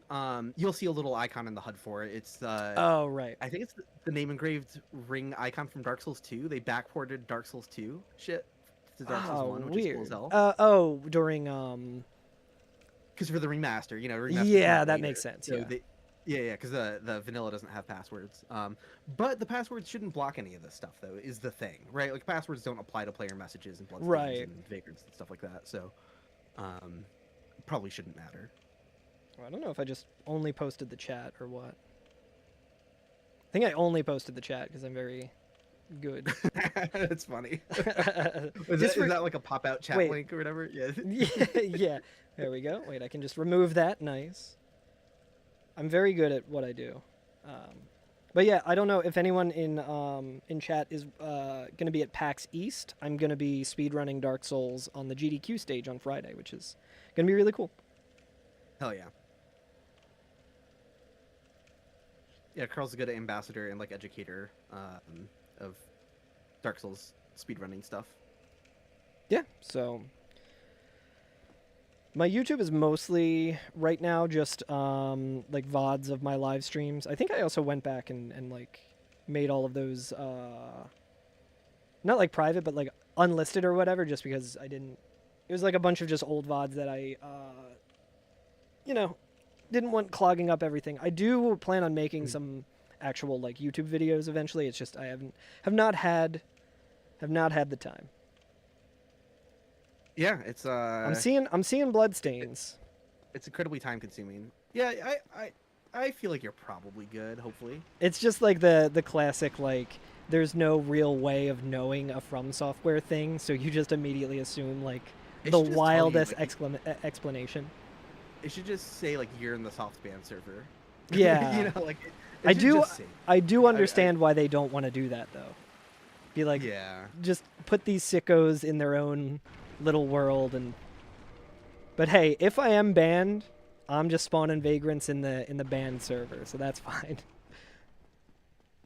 Oh no, I just saw. I see some miracle resonance. Let's Sick. go. Okay. It might be that I got Yeah. logged out or something as well. Who knows? Miyazaki's watching this and he's got me on notice. I feel like Seeing messages. one miracle resonance I'm in seeing- every level in the game would be harder than finding all of the vagrants. Yeah, I'm seeing messages now as well. So I might have just needed to like re-log in or something. Interesting, weird. Okay, cool. That's good. I always appreciate you getting softband on purpose in Dark Souls 2 to help me out. That's like the first time I played Dark Souls 2. I was like, yeah.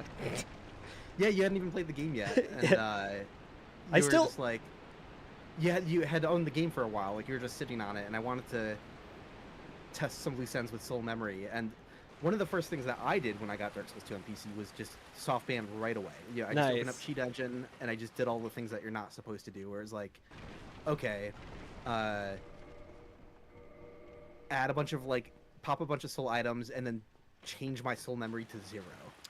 Right, and then increase it and then lower it and increase it, and just like all of the things that you're not supposed to change, and got softband as quickly as I could because I knew I wanted to test network related things, and I was like, oh, I want to test like soul memory. I need to be able to edit that on the fly with Cheat Engine. You know, Yeah. like that's going to be the best way to do it. So it's just like rip that band-aid off, get softband on purpose instantly. Much better for testing that sort of thing. Yeah, I think that was Scholar of the First Sin. And to this day, I think the only amount of Scholar of the First Sin that I have played is us testing. That's funny. I That's do funny. intend on playing it eventually someday. I really do like Dark Souls 2. This isn't me being like, oh, Dark Souls 2 isn't worth playing. Like, Oh, no. just get banned immediately and only test. Like, I really enjoy it.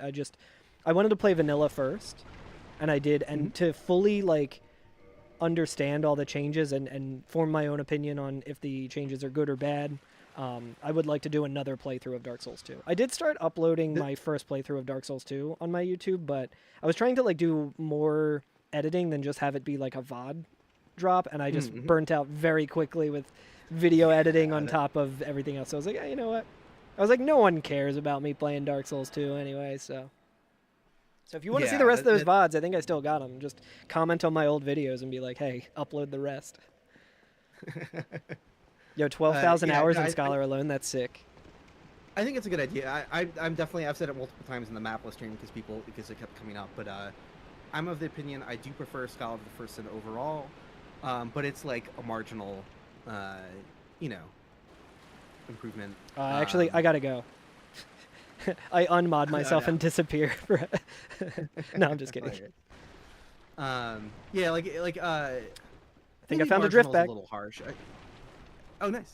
Let me pick it up just to confirm. Yeah, like I do like Scholar of the First Sin more overall. It is. If someone was gonna say, "Hey, I'm only ever gonna play one version of the game," I'll say, "Yeah, Scholar of the First Sin." But it's not like Yeah, it's not like I a can think- definitive, like... Yeah, I can think of a lot of little things where I'm like, oh, but I did like that more about the original. You know, like, so mixed bag. Randomsom's wondering how close they need to be doing the dark sign.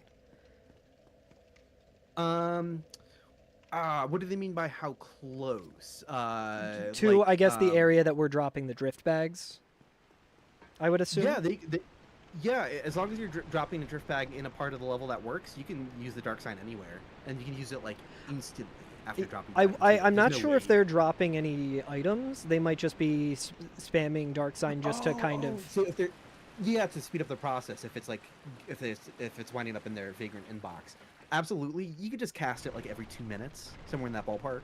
Okay, so it's not like a wouldn't- proximity thing. It's like a timer thing. It's a timer thing, yeah, and I'm fairly certain you could receive it from anywhere in the depths, even if it's like for a different part of the depths. Yeah, like that's not an issue. So yeah, Nice. you wouldn't even have to leave the bonfire. You could just hang out at the bonfire and cast dark sign every couple minutes or whatever. I'm duping my homeward bones. I have 6 left, and I know I will forget there is a slime slowly moving towards me. My defense of Scholar of the First Sin, for anyone like who really like is like a purist for the original, is like, look, you gotta admit My that they hid defense more- is, look. look, they hid more moths around the map, and they hid invisible hollows around the map. Like, who cares about like debating like improved or worsened enemy placement? Ooh, got another drift item bag. They hid more weird crap. Like, come on, you gotta respect that.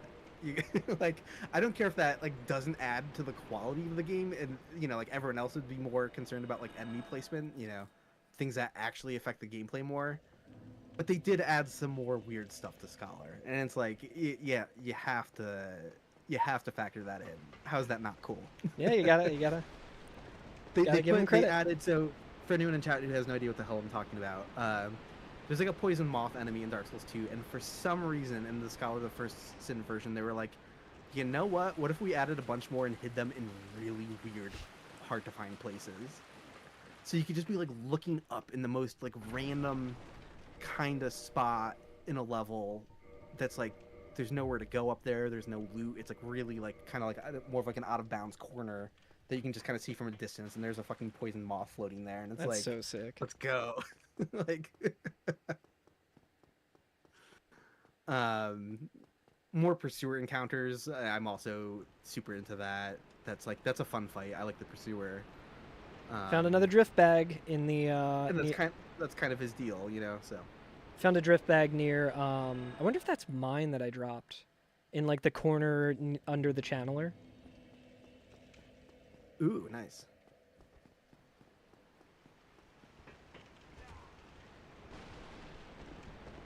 I'm almost out of my first stack of transient curses. Nice. But I have another 99, and I'll also have the dupe prepared that you helped me with. Yeah. Yeah, I guess Dom Hall's not near you, right? He's probably back at Yeah, Firelink. he left. Yeah, he's back at Firelink, which is fine. I'll just go Yeah, so, yeah, it's you know, yeah. You have the Lord Vessel, so it's fine. I do have to. They're bringing it up in chat. I forgot that they added a shortcut to No Man's Wharf in Scholar of the First, and that didn't exist in vanilla. That's like Wow. a part of my memory that wasn't intact. If you asked me, I could have sworn that existed in vanilla as well. So that is a completely like unanimous improvement to like No Man's Wharf. Yo, Trev the That is Dev. yeah. Trev the Dev. Trev the Dev, 5 gift subs. Thanks so much, Trev. If you look closely, one of those chatters who was gifted was me. So thank you. That's how lucky. Yeah. Thank you so much. Thank you, Trev. Trev is doing really cool work with refining the exact workings of like item drop rates and stuff. Stuff at the level of like, I did some research into it before, but I'm bad at math and don't know things. Same. You know, like, I just use debug to like force the item drops, and they let you drop things in bulk, so I can kind of look like at how it works. And I've looked at like the number accumulation system and did a little bit of testing with that. But in terms of like the really nitty gritty details, I have no clue. And Trevor was looking at like really specific nuanced things, being like, hey, this enemy can drop 6 things, and in the last column, like the drop rate is coming out like slightly lower than it should be based on like the expected math. So like, what's going on here? And it's just yeah, crazy stuff. So that's great. I just saw another drift bag near the near Dom Hall, near the boxes. Yes, hell yeah. So I guess we can rule out. Miyazaki heard me talking about how he banned me, and he's like, "All right, let me reverse this ban." Feel bad now. So yeah, go subscribe to Trev the Dev if you're not already. Come on, we should be getting the Vagrant here soon. Oh, Helpcat in my chat on Twitch just asked how I got into Dark Souls speedrunning. Yeah, so I didn't just look up a world record route and start raw dogging it, just because there's a lot of like really difficult strats in, even at the time when I was running, that I just like, it was one of those situations where it was the first game I started speedrunning, but I was like, I don't know if I could do this. I can pull off some of the glitches, but I'm not really, I don't really know. And I think I watched an old Uber Goose GDQ run of like Prepare to Die edition, and I was playing on remastered on Switch, and I was like, hey, you know what, let me just try some of these glitches, and I was like slowly learning it, and I joined the Souls Speedrun Discord, but I am a very like shy person when it comes to like asking for help on anything, so I didn't really like post in there that much, but eventually, Regal, who has Regal. contributed to a lot of Illusory Walls videos as well, just with his knowledge of the game. He showed up in my chat, and he just said like, "Yo, what the hell is this like 2018 ass route you're running, or like 2016, or like whatever, like whatever was like a couple years old?" And I was like, "I don't know." And then Berto Please, who is a Demon Souls speedrunner, who I was buddies with just through other communities on Twitch, he was in chat. He's like, "Oh, that's just like the world record holder of Dark Souls in your chat right now." Because Regal would just go around and see new people running and offer tips. And he was like, "Yeah, you should be doing this." And I was like, "Oh, okay, sick." And sort of just like became a part of the community that way. But if you're interested in running Dark Souls, particularly Prepare to Die edition, I do have a run on a GDQ hotfix. So if you look up like Carl Germ Games Done Quick, should be like one of the first things that comes up, where I talk about a beginner-friendly Dark Souls Prepare to Die edition speed route. That I do a pretty good job, I would say, of explaining all the stuff. And I'm going to be doing that again live in person at PAX next Friday. Hell yeah. And I will be probably better at explaining it there, hopefully, because I've done it once before, and I have a little bit more time to prep the commentary. Hell yeah. That's awesome. That's so cool. Yeah, because if you were to try and learn, especially with Prepare to Die edition, if you were to try and learn like the world record route, there's stuff like ladder warping, there's Blighttown skip, and if you're not familiar with Blighttown skip, it requires walking on a 1 pixel wide seam in New Londo that takes like roughly about 100 hours to like get good enough at in order to start incorporating it into runs, and that will save you like a minute and a half in things. So like that, that exchange of, okay, I'm going to practice this glitch for 100 hours so I can save a minute and a half when I start speedrunning, not really feasible, not the most beginner friendly sort of thing. But with this route, the learning curve is so much less steep that you can really get into it. Like Random Sum, after I did my my beginner route, they started running Dark Souls as well, and they don't do like the exact route, but they are able to take what I have as like the beginner stuff and format it in a way that they can beat the game really quick now as well, which is really, really, really awesome. I found another drift bag, by the way. Sick. So funny thing about that Blighttown skip, where you like do the weird crap in Yolanda Ruins, Phobia Soft, I think his channel's just called Phobia now. He has lots of videos, glitches you can do in Dark Souls, glitches you can do in Dark Souls Remastered. He has a whole glitches series. So he made a video about that skip, and we did a sort of tag team. I'm in his video narrating part of it because he knew I was doing stuff with like viewing collisions in debug and stuff like that. So he was like, "Oh, I'll call up Illusory and get him to like help show like why you can walk on that collisions and like where it's safe to land on and all that stuff." So I helped craft like a detailed analysis of it. I've never done it though. I'm showing how to do it, but like it's in an edited video where like I'm able to I got another drift item, but it's like it's in an edited video where like I show why like different stretches of it work. I'm using debug dash in between the shots to like get to where I need to be. I'm not doing the whole thing. Yeah. So I find it very funny that I helped like weigh in on like why it works with like taking a look at the collisions, but I've never done that skip myself, and I don't plan on it. Yeah, it seems too hard. Exactly. Like, there's a lot of stuff with it, and it's all just, like, everything's attainable. Like, a lot of times I feel like there's some mysticism around speedrunning where you'll see someone speedrun a game, and you'll like, I could never do that. And it's like, you could, it just depends on if you care enough to. Like, it's literally just a time investment, and speedrunners just enjoy the time spent practicing and things like that. So it's not like we're not like better gamers or like like inherently have any more skill than like anyone else does. It's literally just like, oh no, I'm playing this one game over and over and over again to the point where these things that seemed impossible when I started are much more easy to do now. Well, I think it's a combination because it's definitely practicable stuff, but there's also, I think some people just have an inherent like better reaction times and like it takes them less. For sure. Another drift item, because I just assume I'm worse at everyone. Another drift item for me as well. worse at that than everyone else. Like I think I'm below average on like reaction time abilities and stuff like that.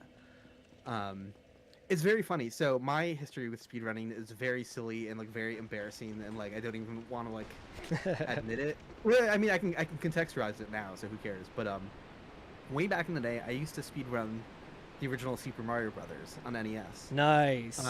Legendary this was speed game. pre-streaming area. This was literally in the year like 2003. Nice. So pre-Twitch, like speedruns being a thing. Pre-Justin TV probably as well.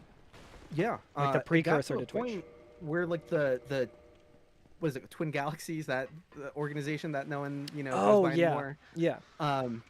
They had a record for like Mario 1 that was like 5 minutes and like 34 seconds or something like that, and like I managed to beat it. Like I managed to beat like what the listed thing was at one point. I got like 5:31 or something like that, and I was like planning on taping it at some point. Like never got around to it. Here's the thing: the skill gap between beating the game in 5.5 minutes versus 4 minutes and 54 seconds or whatever the world record is now. Skill gap between that is like I'm just as unskilled at the game as someone who's like never played it before. Yeah, is how I feel about it. Like I'm not even the fact that like I've beaten the game without dying a bunch of times. I look at like actual speedrunners and what they're doing today in Mario. They are an order of magnitude more skilled than me at that game. It's not even close. I'm not halfway as good at the game at them just because I beat it like 30 seconds within 30 seconds of them. It's not even close. Not even close. Especially a game like that. wild. Like that's one of like one of the probably like one of the oldest games that is like speed runnable. Like I'm sure like maybe like some Commodore 64 or like Atari games like could technically be speedrun or something like that, but like just with the mechanics of Super Mario Brothers and like the glitches and the speedrun history of it, like that is such a fascinating like.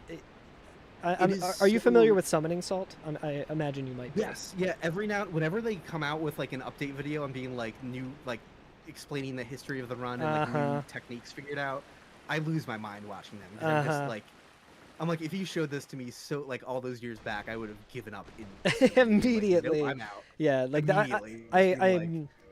I'm assuming when you did it, there wasn't like the flagpole glitch where you like clip in, you do like a frame perfect, pixel perfect, like clip. Nobody knew about any of that. Yeah, into the small like brick that the flagpole comes out of, and you just immediately hit the flagpole, and Mario doesn't have to like roll down it. And ooh, Vagrant. You got one. Shit. I'm jealous. Well, hey, listen. I'm gonna actually make this competitive now, and I'm gonna try and get. No, I'm just kidding. Just take my footage where there's weird visual tearing because of my capture card for some reason, and pretend like it was you. It's fine. Yeah, that's great. I was like, what is that? Like, I already forgot that that I was looking for Vagrant. I was like looking for a drift bag, and I was like, what is that thing? I love it. It's very easy to get like so like narrowly focused into like what you're doing that you forget. Like, it happens all the time with like testing things where it'll be like, I'm trying to figure out this obscure level range rounding calculation quirk, and then it's like, oh, I forgot to go human. Oh, I forgot to have a boss alive in this area. And you just like, you just forget like the basics of multiplayer sometimes, and you're just like, oh, come on, Vagrant. Yeah, I mean, I guess the good sign about me finding one is that it's like it's probably jumping over to you pretty soon. Yeah, I hope so. I like how I can every so often still see the channeler's shadow. Oh, that's funny. I like how shadows don't work well in Dark Souls 1 at all. They like cast through environments. It's very funny. The Chandler.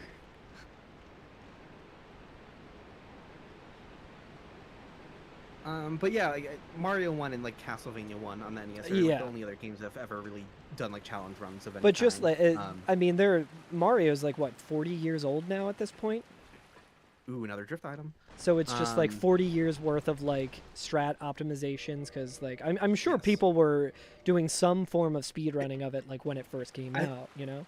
I have to admit to getting a little bit jealous at one point when there was a video that went out of like two people trying to speedrun the game together, and they were like so in sync that it got a lot of views because it was very exciting to see two people playing the game and like Yeah. they're halfway through the game and they're still perfectly in sync. And the thing is, I was doing these speedruns with my friend Sully from high school back in the day. So it's just like I lived that so many times. I'm like, oh, we could have just recorded it ourselves. Like I had that exact same experience, you know? Yeah, I'm just yeah. Like, damn it, you're like. That reminds me of at my a buddy of me and Illusory's, his name's Robbie. He has like a practice space that my band would practice at, and in the back room of it, there were just two giant like 90s projectors TVs that like people were like throwing out. So like one of them I think like he just found on the side of the road, so he had a truck and just put it in there. But he had two of these giant ones, and they would just do Contra races. Like I never really was good enough at Contra That's awesome. to do, but there would just be two giant like 90s TVs with two Nintendos and like two people running Contra. And this wasn't like, you know, back in the 90s or like in the early 2000s or anything. This was like 2015. And I just remember being there and I was like, if I like got to hang out here and do this in high school, like my life would have been so much better. I'm trying to remember. One of my favorite things of like seeing two people trying to play a game. There was a MagFest way back where two people were playing Battletoads co-op, Nice. and they were both people who were independently really good at the game. And I feel so bad. I can't remember who. I think it was Matt and Evil Eye, maybe. I'm very bummed that I can't remember the names of the actual Battletoads themselves, so I could say that as a joke. Oh, exactly. I think it's yeah, like it was Booger Zitz and yeah, like, yeah. I don't remember. No, I think yeah. Zitz is correct. I think it is. Is this one of them? I don't actually know either. Yeah, they were there at MagFest. And they were playing, but like Battletoads is harder in co-op because you can just like fuck each other over, and like it was fascinating seeing two people who are really good at the game on their own have beaten the game like countless times, trying to get through it in co-op, and it was like excruciating. God, Ooh, yeah, another that's so drift good. item. I there was a weird enemy RNG thing of a rat was just in the hallway leading to where like I was going to check for the vagrant. Oh, nice. He just got like scared by me or something and just ran into that hallway, so I had to kill him. Yeah, yeah. I love their like runaway routine. By love it, I mean sometimes get annoyed by it, but Do rats fun give you soft humanity? Because I haven't killed Gaping on this file yet, so I'm wondering if I should like just make a no, point. rats don't give you soft humanity, but the hollows do. Only hollows, So, yeah. yeah, So I should kill that yeah, hollow you- every time. Just Yeah, you kill that torch hollow and you'll get soft humanity. it'd be cool to see how yeah, long I can. The rats just drop the hard humanity instead, but I've got a couple transient curses left. Come on, Vagrant. Come on, good Vagrant. If you want, you could also put down like a summon sign, and I can try and come in and just drop a bunch of transient curses, so you don't have to go all the way back. And Oh, sure. Yeah, we could do that. Well, oh yeah, because you have bosses alive. Yeah, that'd be doable. I could also do them though, because I did Yeah, get that set up. So I don't it'll think only I take a minute. have the soapstone to summon though. Gotcha. So I Yeah, guess no, can you- just yeah. dupe them. You helped me with the dupe setup, so that's no problem. Nice. I'll grab like the summon items as well for next time. So that way, if anyone in chat is like, "Hey, I'm at this place and I need some transient curses," I can do that. Hell yeah. Yeah, a good item for you to get later on in the run would be the red sign soapstone. You can send easy. infinitely upwards. Easy. With a password. That's Oh, that's no, one yeah, of the anyone. No, with a password, anyone can summon you with the red sign soapstone. Yeah, with a password coordinated. So, yeah, there's no level range for the red sign soapstone. So nice. Yeah, that's an item that I know exactly where it is because it's useful in the speedrun. Algae got a vagrant. Nice. What do you do? Nothing. Just look at it. Just roll just around. scare so it them away. disappears. Yeah. Scare them away. Shush them away. Chew them away. I mean.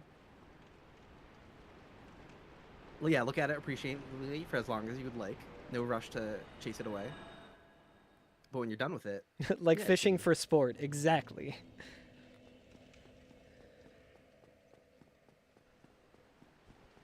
I also have been forgetting to kill the Torch Hollow. Yeah, his Dark Sign is good as well.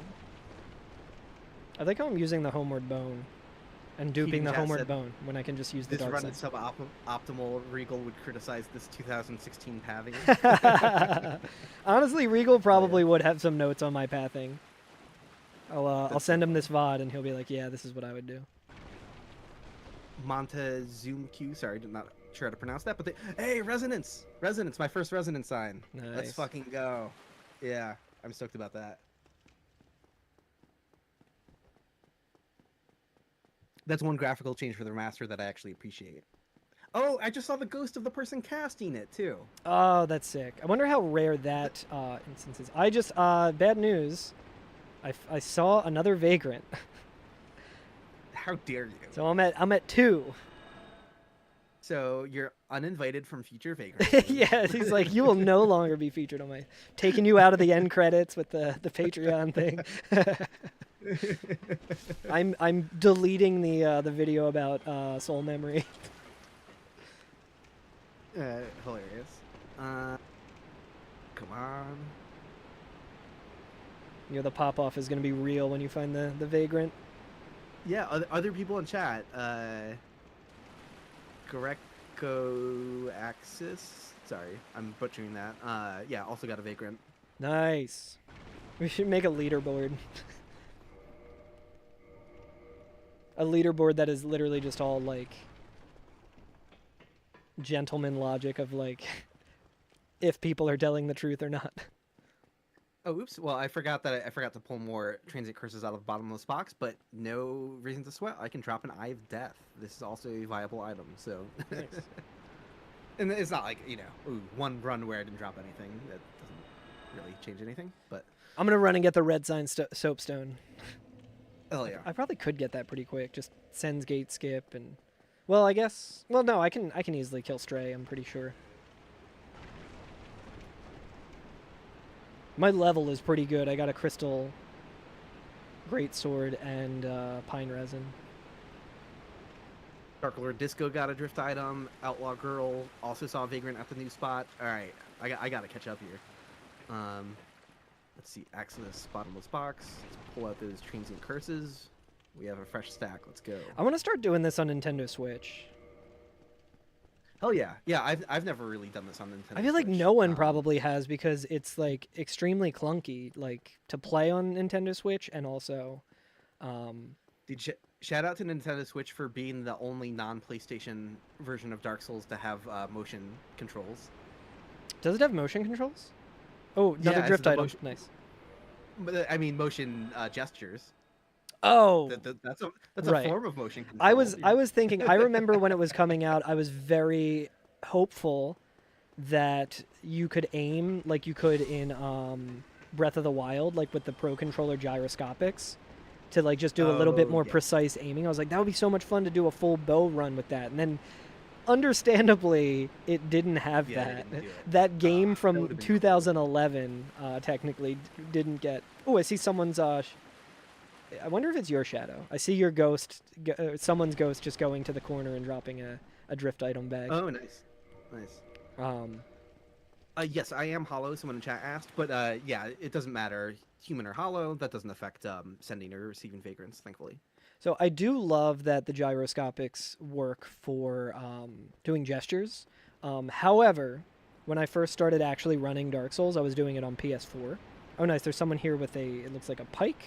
Perhaps female character model with a pike, very cool. But while spamming confirm, like the confirm button, so like if you're not familiar with how to do a motion control gesture, you hold down the X button and then do just move your controller and you'll do one of the gestures, and there's some sort of logic to how it will actually read your controller gestures, and I don't think it actually works at all. Like it's so hard to. Video about it. It's a Demon Souls dissector. Yeah, the 6-axis. Yeah. Yes, yeah. If you've never seen that, That's a great Demon video. Souls I love dissected that. video of mine. Go check it out if you're curious about like how the motion gestures work. I just saw a player ghost like clipped into a wall in a spot that doesn't make any sense. How did that person fall down here? Who attacked them? Who knocked them down? Oh. I just saw someone get blasted into this wall. You know what? I'm gonna watch No your stream. enemy. Another drift item I found as well. I'm There's gonna watch your there's no stream enemies to here. try and see it. Oh yeah, I see it. Yeah, because the delay. Nice. What happened? Is someone fighting? They got invaded, maybe. Oh They yeah, could've that makes been sense. Getting knocked by an invader. They had an enemy chase them all the way up there. No, I don't know. Second Yeah. vagrant. Nice. Second vagrant in the same spot. Nice. Oh, getting jealous. No, it's Always a super cool. Like, everyone's bridesmaid, doing right? it. How dare. Yeah, this is sick. Like this is I think one of the I'm hoping things some that people in really. chat- Oh, go ahead. I'm sorry. I was gonna say I hope some people in chat are another drift item. So we're getting to the point where like now it feels a little unlucky, which isn't Yeah. a bad thing though, because it's I've seen above average from my experience drift items without seeing a vagrant yet. Because I've lost count of how many drift items I've seen at this point. It's probably been like 10. So like that's reaching the point where it's like, okay, there's got to be a vagrant scene. There's got to be a vagrant. Yeah, yeah. I think one of the things that like initially really endeared me to Dark Souls in general was learning about the vagrants, and more so like the community driven aspect of it that like you had led, of being like, oh yeah, people like, this is so cool, like I'm just going to spend some of my time making sure that other players get to experience this. Like that is just such a like a wonderful thing. Oh, thank you. Yeah, I remember. I think around the time of the first Return to Lorigin event that happened, like I made a little flyer on like how to spawn vagrants or whatever, just like suggesting, to yeah. people, being like, hey, like this is something you could be doing, like if Mhm. you want, if you haven't seen one before, here's how you can spawn them for others, and if you spawn enough, like you can probably get one back. Yeah, It's I just always so liked cool. promoting this. Yeah, it's such a shame that they don't have anything like this anymore. They just don't make them like they Yeah. used to.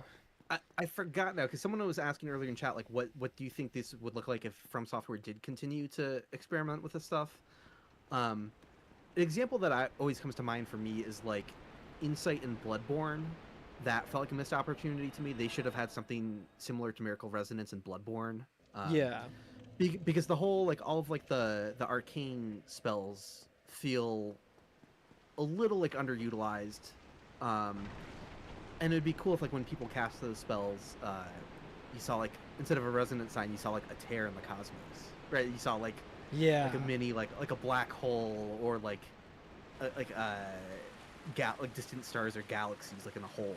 You know, like there could have been something like that, and maybe you need 5 or more insight before you start seeing those, because like insight was also a little underdeveloped or underutilized in Bloodborne, so it would have been cool if there was like it was tied to insight as well in some way. I think that could have been a cool evolution. Oh, another drift item. That could have been a cool evolution of Miracle Resonance. Something like Elden Ring, I'm not too sure. Just because they don't even have like covenants in that game. Yeah. It would be nice to have covenants again as well. They could have done something like the way like random skulls spawn that like have like runes and stuff like that. There could have been like something weirder invoking multiplayer elements with that as well. I think I got that's probably where they could have done something. What if a different weird skull could show up, and that was like a multiplayer thing? Yeah. Insight is one of those things that's just so cool, but like you said, it's underutilized. Like it being cosmetic and changing things, like especially in context of like the story and everything, is so awesome. But it's also just like, man, I kind of wish they did a little bit more with it. Yeah. And something else I said in the mapless stream at some point, but something I was so wrong about with Elden Ring is that I was utterly convinced that the DLC was going to have an invasion hotspot zone.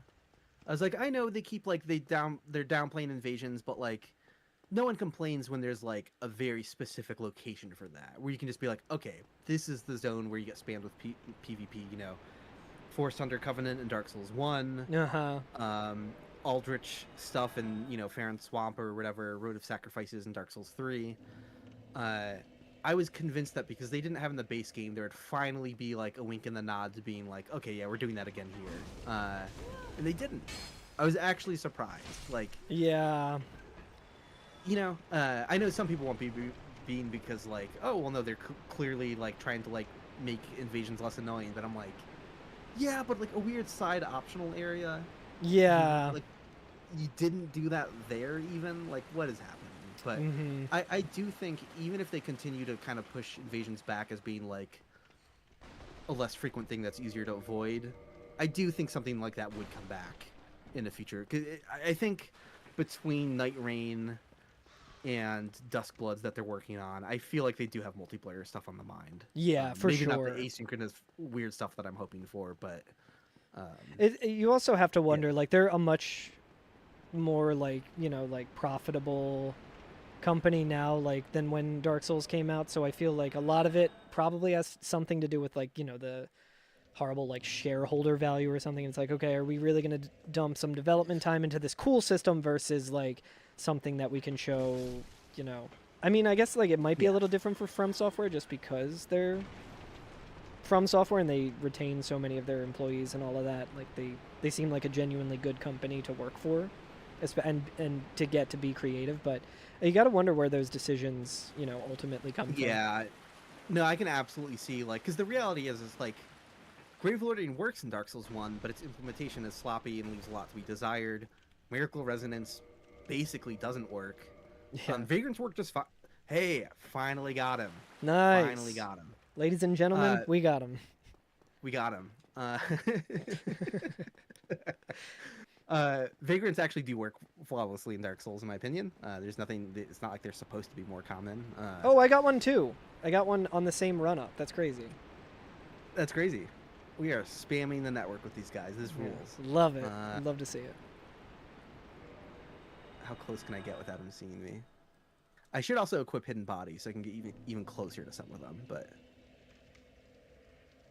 it's funny. I don't know what way he's looking is the thing. Yeah. Something I can demonstrate with the good Vagrants is they do react to sound. They like to go after sounds like an enemy would, even though they're afraid of you. So like I could roll probably. He's probably gonna start walking towards me. Hopefully I can do this within a distance where he doesn't see me. Yeah, he's gonna start walking towards me. Then the second he sees me, he's gonna like panic and be like, he's gonna be like, oh shit, wait, there is something there. Yeah, bye. He's just like me, for real. So good. It's funny, we were talking about just getting into the zone and, like, forgetting to do something, and it's like, I talked about how I wanted to kill the Hollow to try and get some soft humanity, and just never did. Like, I just speedrunner brain totally, like, why would I kill an enemy that's slower than just running past him? Sound's gonna cut out for a second here as I tab out of the game and update the Vagrant sightings. So this is Vagrant sightings 2 out of 92. Nice. It's coming along. Steady progress. I believe in it. And then I'm also going to tab over to the checklist. And then we're on to the evil Vagrants of the Depths. Nice. We're going to have a different process. How does that look? Is everything good in OBS? Yes, it is. And back into the game. All right. It is evil Vagrant time. Where are the evil Vagrants again? I found another one. Room? You found another one? Yeah, in the same spot. So that's like the 4th one I've seen. Wow, that's awesome. Good work, everyone. I was going to say, like, wow, the people analyzing the Dark Souls servers are going to have their mind blown by all this, which is just kidding. No one's looking at that shit. Yeah. It's funny. Earlier today, when Illusory and I were talking off stream, I went back on Nintendo Switch to see if I still had the like the high score on the Chaos Covenant of like the full 60,000, and I didn't see my score, and the highest one was 4,000. So it started this thing where I was like, wait, does that mean that they clear it? And like, did someone at From Software like review the data and kind of see how I was able to get 60,000 in like 8 hours and like think that was like, you know, nefarious or something, so they just like deleted it all? And I was so confused about it. But then I just went and used a Twin Humanity and donated it to the Fair Lady again, and then my score came back. So it seems like there's like a cooldown on that if you don't log in for a while, and then it comes back. Yes. Which was like that a whole, which is like I don't know if that's ever been like recorded anywhere or anyone ever like was paying that much attention to that weird multiplayer wrinkle that like doesn't really matter at the end of the day. But I just remember being like, man, is someone at From Software, like the Nintendo division, like, uh-oh, this Carl Germ guy got to get... Yeah, no, I don't think they care, because I do No, remember there were not at cheated all. entries for like a long time on some of the other platforms. Oh, yeah, on all the so- platforms, pretty much. That's why I did it on Nintendo, because I was like, it's much harder to cheat on Nintendo with, like, Cheat Engine or, like, whatever, so it's way less likely that anyone has ever done this specific thing, especially as, like, fast as I did it. But Right. I'll eventually get to that YouTube video to explain everything about it. Okay, so kind of annoying part in this run, the trade-off to having leveled up a good amount is that it's harder for me to die quickly. But So I it do want to- doesn't- Oh, you know what? does it- Calamity Ring. Let's go. We have a reason for it. Nice. Does it matter, like, you have to die, you can't just Dark Sign? Yeah, because you have to lose the blood. Oh wait, but you do lose. Well, no, but I think you don't generate a blood. You don't stain when generate a Dark blood right? sign, so it might be. I wonder if it's like Yeah, you I can don't die think once, get the blood stain, and then and Yeah, I don't think Dark Sign works. Dark Sign to remove the. Well, no, if you Dark Sign and there is a blood stain, does that get rid of the blood stain? I think it I might. don't remember. I think it might not. Dust Crown Ring can help too. Dust Crown Yeah, Ring, yeah, for sure. I'm forgetting the viability of Dark Sign. I might have to look into that. I can just try really quick on this hollow. Just Dark Signing out before I like start using my actual humanity. Another thing is, yeah. I think the slimes might do. Oh, how do you get them to fall though? These ones don't fall on you. I think they do like percentage damage if they land on you.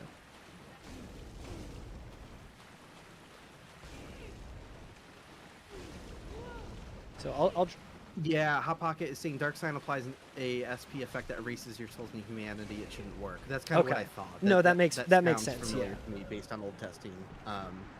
Yeah, so you do have to lose the Bloodstain twice. So thankfully, I have the Calamity Ring and Dust Crown Ring equipped, so I can actually die quickly, which is good. So chat, the way this works is this is going to be really difficult to participate if you don't have The pre- stockpiles of humanity that you can easily dupe. So chat, for next time, I can Yeah. get all of the things to where you can summon me, so we can just post up by a bonfire, and I can start dropping tons of humanity for everyone. Yes. Because for me, it's in the infinite. meantime, though, the thing you could still do is you could still just be dark signing by the bonfire every couple minutes. That way, if you're getting like these vagrants into your inbox, you send them back out faster. You know, so you can still help by just like reloading constantly, warping at the bonfire constantly. But yeah, the meta now is you need 5 humanity. You need to lose that in a drop of bloodstain with that humanity in it, and then you need to lose that bloodstain again. The moment this bloodstain with the 5 humanity in it goes away, it spawns an evil vagrant for another player online. There's no drift item bag intermediate stage. This one becomes a vagrant instantly. So someone, as soon as I die here, gets an evil vagrant. And we just have to hope they don't find it or kill it and send it back out to someone else.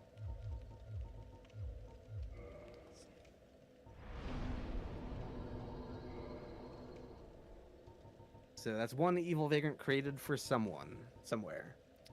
Yeah, and what I can kind of explain my process right now. I'm putting everything I have into the bottomless box to make inventory a little bit more optimal, since I'm just going to be dying a bunch anyway.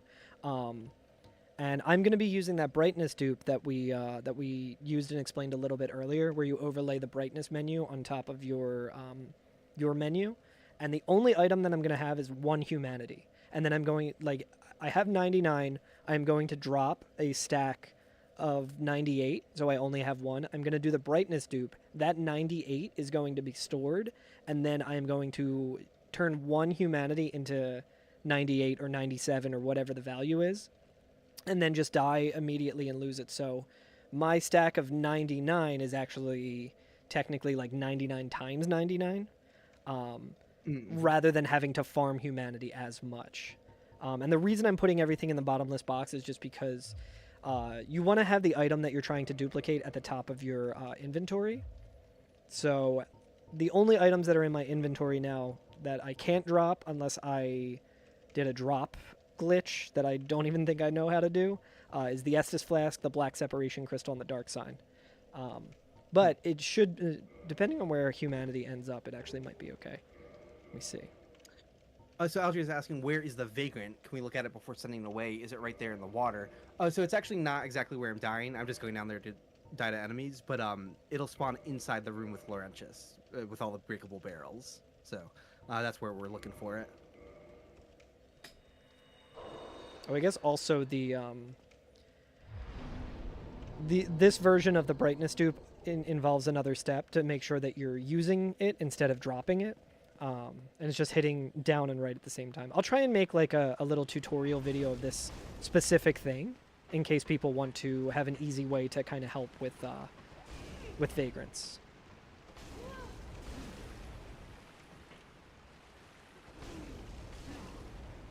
So while I'm standing there, I'll just... Oh, I forgot to eat humanity. Classic.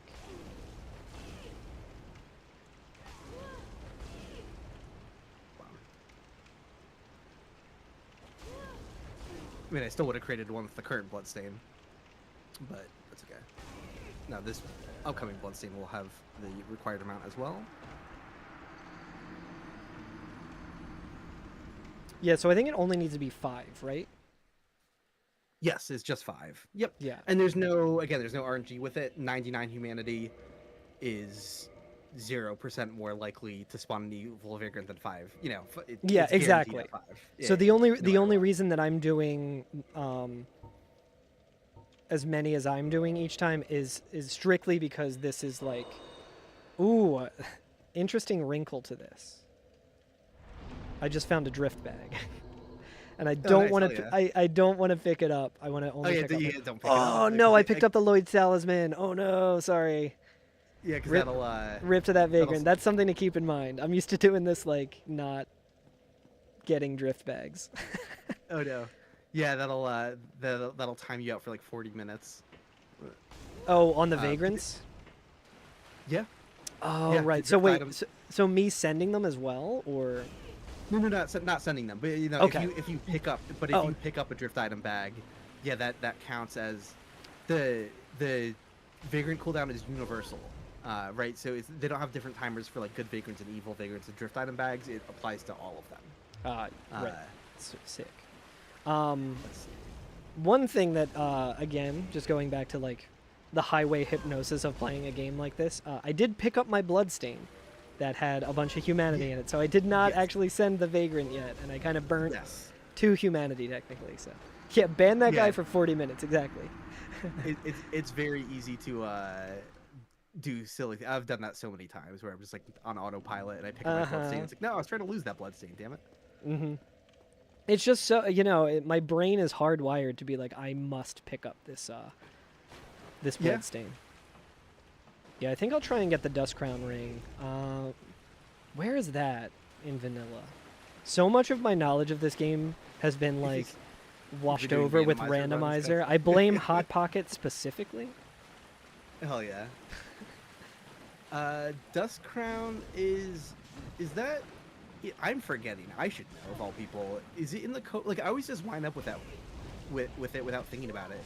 Is it in the cove with her stuff?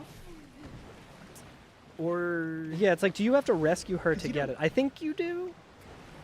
yeah, because you don't buy because I'm not just like buying it from her. I think it just drops from the Hydra. That's right. Okay. Yeah, Okay, so that's why easy. I always can get wind up that with it. no Yeah, problem. Yeah. Yeah, guaranteed at that. Okay, that's right. Because I knew I always wound up with it when like going to rescue her. But yeah, I Whoa. forgot it's before that. It's just from the Hydra. That's crazy. I just saw a player's ghost that like looked exactly like one of the player characters that I had made recently. It was like the same like thief, like literally just like a Carl Germ build. Like I'm like, Nice. am I seeing myself somehow? I don't think it's not like an uncommon combination of stuff, but Grapefruit. Oh, chat. and It because was I very picked up- playing with map enabled as like Rock Lee taking the ankle weights off. I didn't realize my avatar's been like in like the secondary talking pose this whole time. He's been like dabbing kind of. Nice. And that's like the normal pose. I should be pressing that more often just because I should like somehow randomize that maybe. Because those two gestures aren't meant to portray different emotions. They're just different talking poses. I wonder if there's a way to like every so many seconds have a chance of switching over to the other one. I do like that this method is a lot Oh, less I forgot to brain use it off. again. Because it's like I need to actually make sure. I'm seeing so many bloodstains here. So funny. Oh, that's great. That's great. So my method for dying quickly is... Oh, I should probably take the sack off of my head to have more damage. Hell yeah. My method for dying quickly is to roll past the first hollow to have the sound, bring the other one, the other torch hollow down. Hell So then yeah. they're both attacking me. And also an important thing to kind of speed up dying a little bit more is to make sure you're running against a wall. Like next to the guy, Yes, because yeah, you'll I've be taking been doing- counter damage. I've been doing that in my stream as well. Instability damage. Absolutely. Yeah, I've been doing that this whole time. I'm constantly running into a wall because you take more damage if you're sprinting or during the bad time of a roll.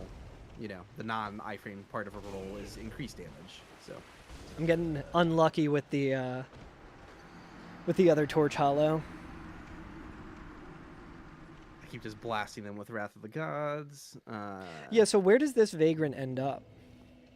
Oh, just in the room where you rescue Laurentius, the big room with all the barrels. Oh, okay. So how many should we... so we do that and then go and check for a vagrant, like after... Yeah, like you can kind of poke your head in the room for a vagrant every time before you die is probably the good thing to do. Okay. Sometimes I like in earlier runs I'm just so used to like having to build up a lot of vagrants before it's likely that I even get one back that I don't even check. But I keep forgetting that like other people are participating, so I should be checking every run, especially because they don't have like the gestation period of a drift item bag. And Oh vagrant, yeah, right? so Like, they're probably allowed. like I could send my vagrant to someone else could get it and die instantly, and maybe it came back to be instantly, you know, like after Yeah. just like one reload. So that's hypothetically possible here. Nice. I think this should go a lot faster than the good vagrants overall. Nice. Maybe not like ridiculously faster, but like Sure. probably twice as fast, I would assume. Yeah, I mean, because most of this has just been us finding drift bags. So. Okay, so Yeah, I think I could get Cursed to die even faster. Because yeah, I think you can still drop a bloodstain and lose humanity. You just can't go human. Right? You can still have a humanity count when you're cursed. I think, No, like, you can still see it in the can't. menu. No. No. No, it's replaced by the skull. Oh, you mean in the menu? But in the menu, it would still be tied to the bloodstain. If it, I don't remember. Honestly, That's a very good question.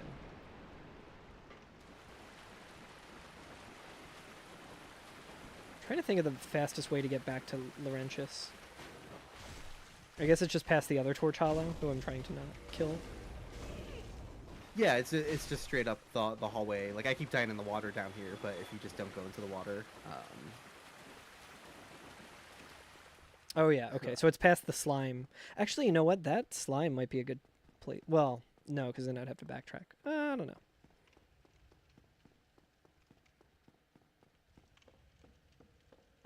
Okay, so it's usually just in the room with Laurentius. yes. Honestly, dying in the dog pit is probably pretty quick with bleed. Yeah, no, it hasn't been too bad in there. Sometimes I'm like realizing as I get there that I didn't actually like pop humanity yet, and so like I'm killing some of the enemies so they don't interrupt me, and then there's only one to like drain my health, and I'm like, okay, I did this. Oh yeah, I guess we should be popping humanity every time and just never picking up the bloodstain, right? Yes. Okay, so it's not like okay. Yeah, Yeah. you don't have to like die twice and then wait. You know, like just Yeah. every. Yeah, it's funny that my brain made me think that would be. I mean, good that's thing to how do. I used to do it without thinking about it too much. So, because I was like, oh yeah, you lose the bloodstain. It's like, oh wait, I'm still losing the bloodstain even if I'm dropping a fresh one. With Yeah, 5 exactly. in it, you know. Yeah. Oh, whoops. Don't forget to check the room. I did the wrong brightness dupe. No. I did the I dropped it even though I was trying to use it. Yeah, that kills me plenty quick. As long as I actually am not an idiot and remember to pop my humanity before going into the water pit, then it's fine. It's very quick.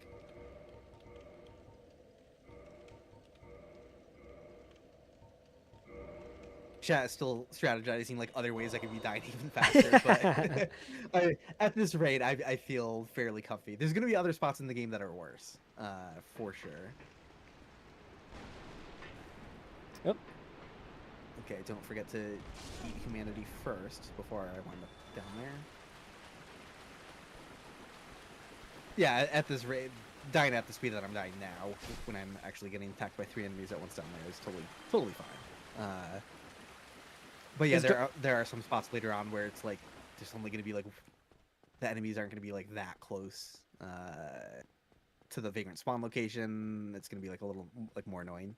That's a good question from Random Sum again. I forgot to check. Is it worth dark signing now just to help with the like gestation or whatever? Yes. Okay, so Absolutely. that's still definitely helpful. Yes, yeah, because other people could still be getting an evil vagrant in your like vagrant inbox, quote unquote, and that would just like release it from it faster and send it back out to someone else. So that would still definitely help. What's funny too is I might want to just make another character for this and just get all of the items that I would need with an easier to die character. Yeah, it's not a bad idea. Yeah, overleveling has its issues. Yeah. Cause like for this character, it was just I forget why I even created it. It was I think I was grabbing items to maybe potentially send to you or something. So this character is like when I started tonight. Oh, nice! I just got an Estus from someone kindling the bonfire. Hell yeah. Man, I keep going the wrong. I keep automatically just running towards gaping. Oh no. But yeah, this is kind of getting into like Regal's recent videos where he's doing like strange speedruns, like how fast can I do that, like do all bosses with this specific weapon, or how fast can I get a giant dad build. I'm just kind of thinking of that where I'm like, yeah, it took me like an hour and some change to like get this character to where I thought I had what would be helpful for this. And now I'm just like, oh, I could do something way quicker and more optimal and just have a better to kill character by like the next time. Speedrun a this vagrant spawner. Like, yeah, a exactly. Very funny idea. Yeah. Just constantly resetting because I got bad RNG for something that doesn't matter. I've told you about it before. I've thought about doing a vagrant speedrun before. Yeah. Which would just be very funny. Like how quickly from the start of the game can you Find a vagrant. Yeah. Yeah. It'd be very silly. That sounds pretty good. Honestly, that's like a really good idea for the Souls charity marathon.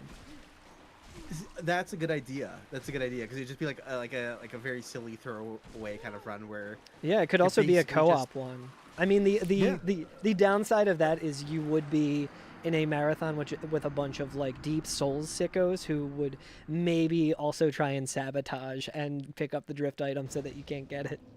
Yeah. Hey, because one of the big ones that happens most years is a PvP like race where start a speedrun and try and get as many kills on invaders in Undead Burg as possible, but like the runners are just going from a fresh file and other people in the community are invading them to try and prevent them from having like dark bead builds and it's like, okay, who's the first one who can kill 3 invaders? That, yeah. So those were always super fun. Like Catalyst, I think Dan Flesh were were two of the runners That's who were like brilliant. racing each other, and it is so much fun because it's like, and then like Duxual is a runner who was like, okay, I'm gonna make a character to just kill and derail the whole thing, and it really really fun. That's great. Yeah, that's fantastic. Yeah, I think what that run would look like probably is just like, speed run to the undead parish, and I'd probably try to farm the evil vagrant inside the parish, maybe, because that's just one of the locations where they're found more commonly. Right? If I had to make a list of like top 3 locations where I'm least surprised to see someone on like posting a screenshot like, hey, I saw a vagrant, like inside the parish church, not far from the Firekeeper Soul, like that's just one of the most common places to find one. So that's probably what I would do. Trying to like, yeah, because then you'd be able to like do glitch at Andre. Yeah. That makes the most sense. That would be Makes pretty most sense. easy. Yeah, getting to Andre, like you can get to Andre in like around 5 minutes, Yeah. with like getting the Black Knight halberd and everything. Like we were usually like in my speed runs, I think I was at Andre around like the 6-minute mark. Mhm. So to just do that, and you get humanity right at the beginning of. I mean, I think you get it just from killing Asylum Demon as well. Or actually, yeah, I can't remember. I should remember, but there's also the 3 right there at Firelink Shrine, like in the. Yes. Okay, so my way of trying to not be as reliant on dog RNG and like bleed happening is I am gonna make a quick pit stop each time at the slime who does like percentage damage to like really lower my health and just like let that animation is slow, but nice. You found a It's fun, spicy though. fella found the evil one. Hell yep. People in chat saying that they're seeing Miracle Resonance. It might be mine. That's fantastic. Yeah, I need to get Miracle Resonance stuff as well, so I can just be spamming the network with that.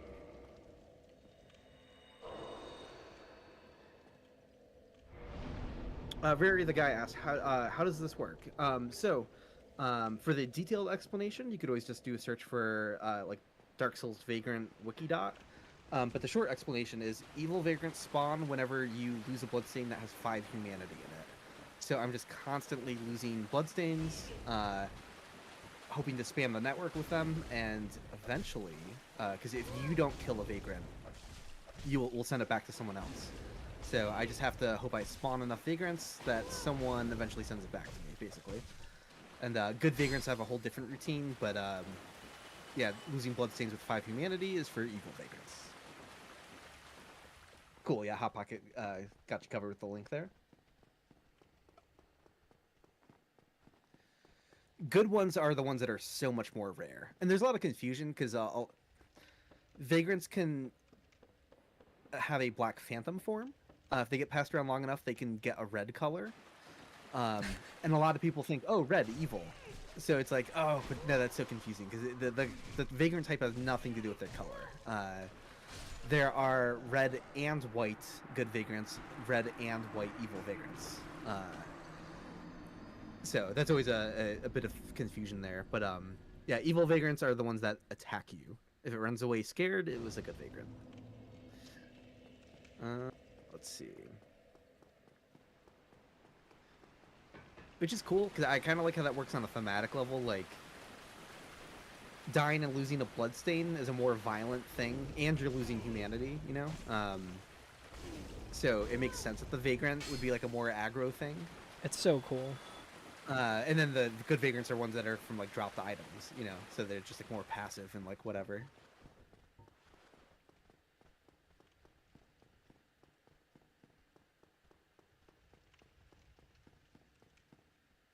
Yeah, now my brain is just spinning in the realm of like, okay, well, spawn a vagrant speed run. I'm just like doing the routing in my brain. That seems really fun. It would be so stupid. I love it. Oops, I don't know. I'm killing enemies down here. Okay.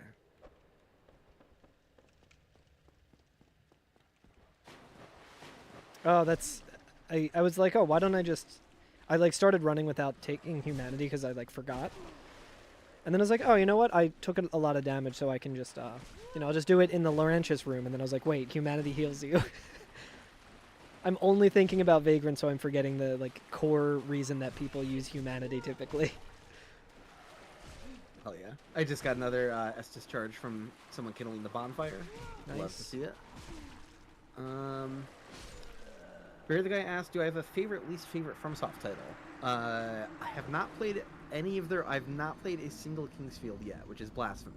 That'll definitely be something I'll stream at some point. But of their Souls and Souls-like games, that's a difficult question. I tend to find anytime they start a completely new universe, I'm most interested. So like I'm most invested. Like Dark Souls 2 and 3 kind of go to the bottom of the list because of that. But then again, like when I look at replay value, like sometimes the open world format of Elden Ring does start to drain on me a little bit, and like maybe I do prefer Dark Souls 3. I don't know. It's kind of nebulous. They're all like really tightly packed together that I feel like on a different day, I might appreciate one more over the other. But I've always leaned in general to putting 2 and 3 below 1 and even Demon Souls, which I know might be a bit of a hot take because like the gameplay is like way more basic. Boss fights are not refined at all in Demon Souls, but I'm like, man, the vibes. I was just gonna atmosphere say the is vibes just of Demon Souls are so good. unmatched, so good. That is so- a very hard speed run, by the way. Like, so there's you know, me doing like the beginner route for Dark Souls. I genuinely think anyone who like follows the route that I do in Dark Souls could have fun and get a good time in Dark Souls Prepare to Die Edition. There really isn't a good beginner route of Demon Souls. Like, you have to want to speedrun Demon Souls, at least the original. I think the remake Brutal. is a little, but it is.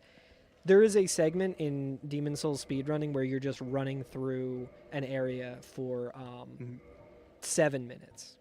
And it's not just like a free, like, turn your brain off kind of. You're running through Latria, like Lower Latria, for like 7 minutes of the run. And at any point, and doing it optimally, you're in the Clever Rat Ring range, so the equivalent of the Red Tear Stone Ring. Oh, So no. at Okay, any yeah, point, so one of those mind flayers or one of the weird centipede guys can just kind of clip you and kill you. And that's like 30 minutes into the run as well. It is. I did a marathon run of Demon Souls once when it was the All Souls Relay, where you know, there were 2 teams and we did every single Souls game for the Souls Charity Marathon, and that was probably the most stressed I've ever been for any run because that game is so unforgiving. Oh, did you find one? I got the vagrant. Ooh, Hold on. let's go. I kind of want to lose aggro if I can. Hold on.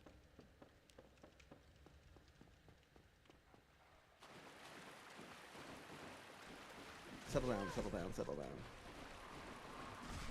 I want to lose aggro. I want to like look at him.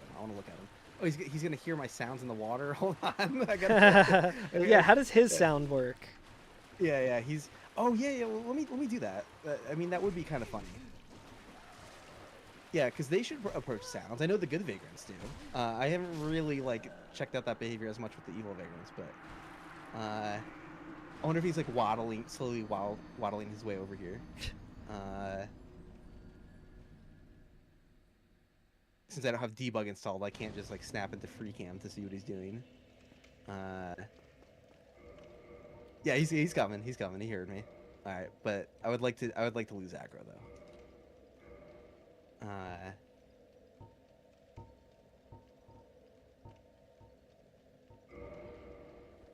He's gonna approach what he heard for only 10 seconds, so this is not gonna be.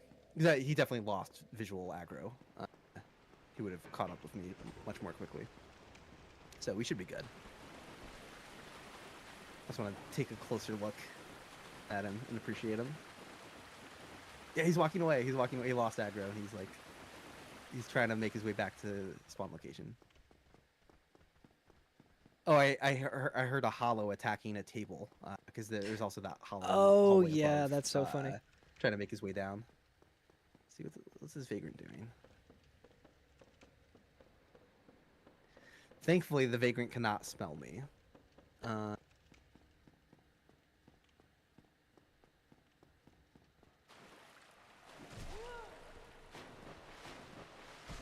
I saw someone casting Wrath of the Gods in the hallway, probably. Maybe it was Force, but...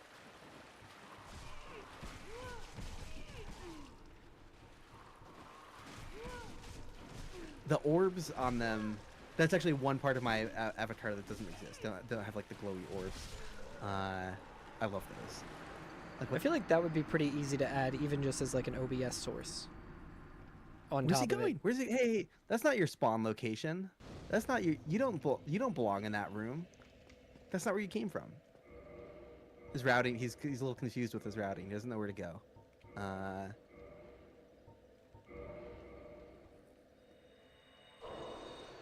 Is he going down to the water? Yeah. Where's he going? Hold on. I want to like put on armor so I don't like die as easily to enemies in the area. I'm gonna pull out my sword and shield and like play carefully. He's going to all the bloodstains. He's going to everyone's bloodstains. He's going to everyone's bloodstains. He's eating the bloodstains. Oh my god. Could you imagine? Where the hell's he going? Where is he going? Where is he going? Oh no! He's coming back. Is he coming back in the water? I think his routing. What is he doing? He got stuck on a dog. Wait, no. Okay, he made it.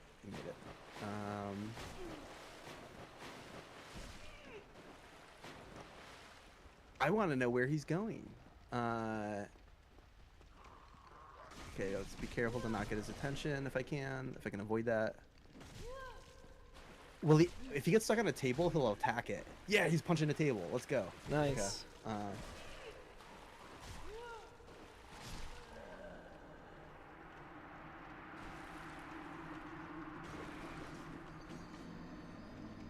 No, he just looped. He dropped off the other side. I have the feeling, so he's probably gonna come back to the water. It'd be wild if he had like a patrol path, like the trees. Oh, yeah, that would be insane. They don't, but oh wait, shit. No, he saw me there. Damn it. Oh no. Well, that screwed up the whole thing. That's okay.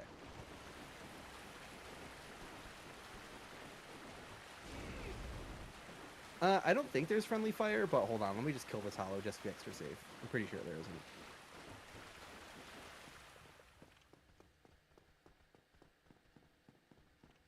This is so silly. Well, he lost sight of me over here, apparently. In a few seconds, he's probably going to turn around and start walking. Maybe not. I don't know what he's doing. Anyways, time to update the spreadsheet here and the checklist. So, that was evil inside the room with Laurentius. We got him checked off. And let me update the master text thing, majig. Vagrant sightings, 3 out of 92. We're doing it. It's happening. We're making progress. So sick. Oh, and then let me pull up the stream chat again so I have that. Yeah, no, he just settled here. It's funny, I have seen the second butcher that drops down. I've seen them do some really weird routing here before, like not knowing how to get back to their home position. So I don't think it's completely unique to the Vagrant. There's just something with oh yeah, just something with the area. Yeah, something's a little jank here. Oh, Barry the guy. This is for shits and giggles. Yeah, this is. He's asking like how well is vagrant behavior documented? Am I doing this for science? Yeah, no. This is for clowning around. Just funnin'. Just funnin'. But I am gonna send this guy off to someone else, and here's how I can do that. Oh, do you just like die to him? Yeah. I mean, it'll go much faster if I let him do his ranged attack. So let me get that going here. Come on. Yeah, I still haven't found him.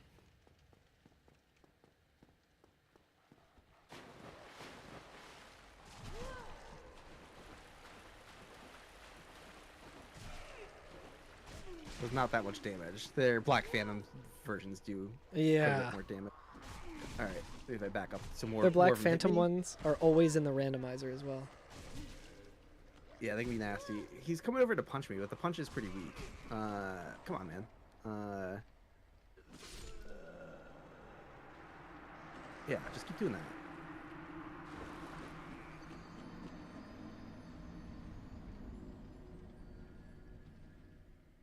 There we go. That's the ranged attack spam I was hoping for. It's physical damage, so if you ever panic, just block. All right, you'd think it might be a magical attack, but Oh, that's good to know for the yeah. randomizer. Yeah, you have 100% physical block. You can block all of them, and you don't have to worry about like the pattern of them being a little like spread or whatever. Like, if you're aiming a shield at the Vagrant doing the ranged attack, I've never had it not block. Here, let me stand at a kind of weird angle. Even that blocked it. Yeah, like, it's not. Obviously, they're dangerous as hell because you're never expecting them, so they catch you off guard. Yeah, a little jump he did was cute. But yeah. Hey, you can finish me off with a claw attack. Claw punch.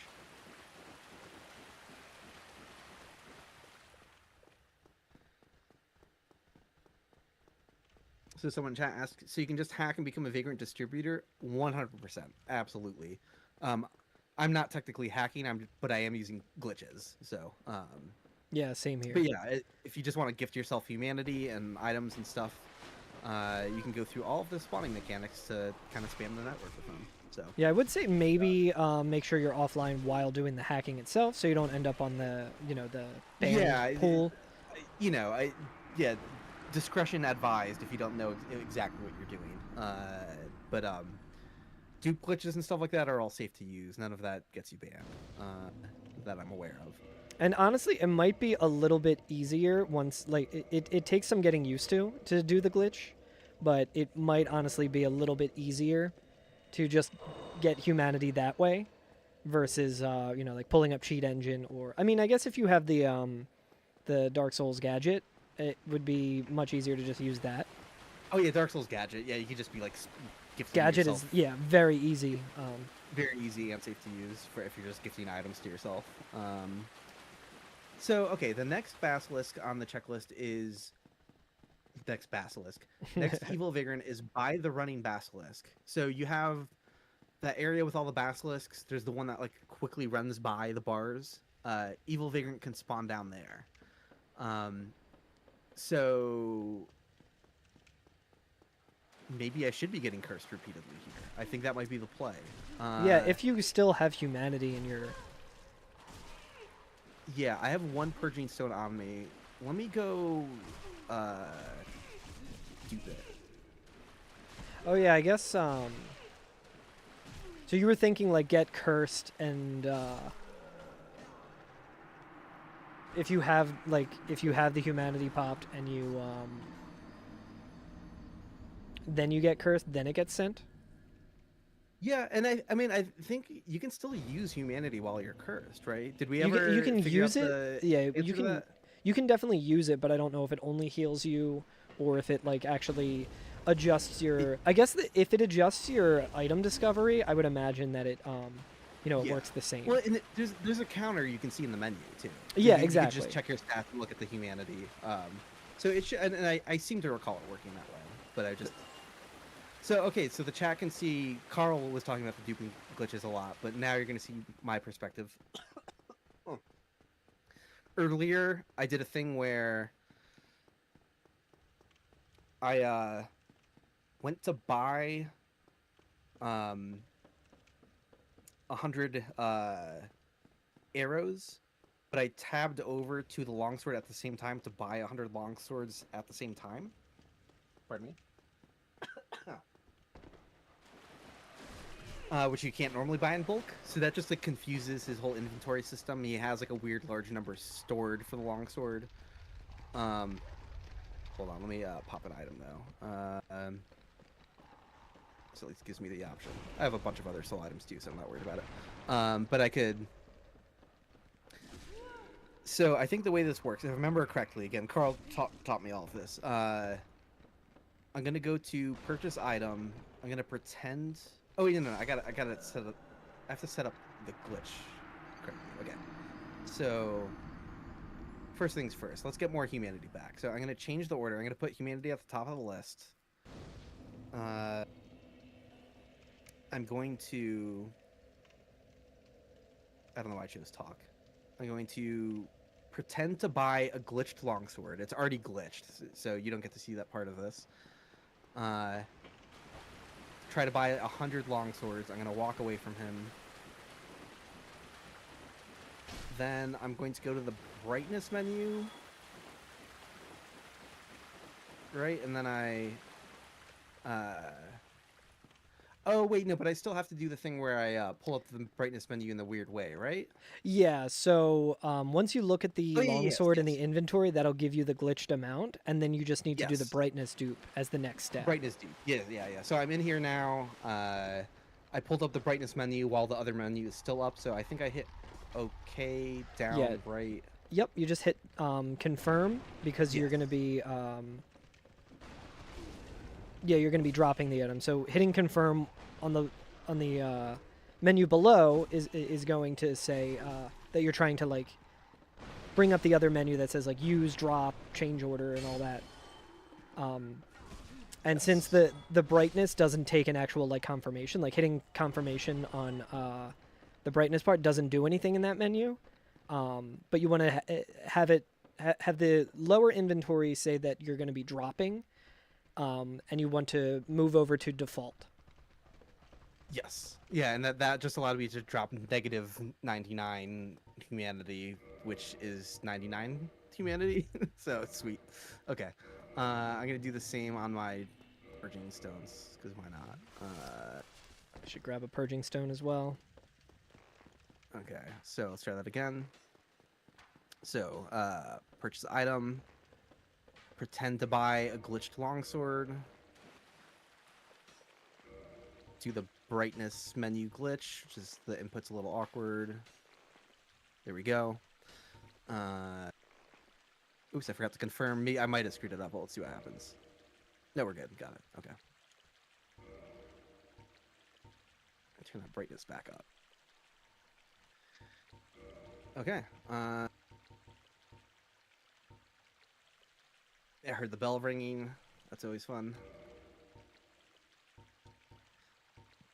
Once you see it, you can never unsee it. But the low poly Sense Fortress entrance with the gate open there, like the doorway is like all like jagged nonsense back there.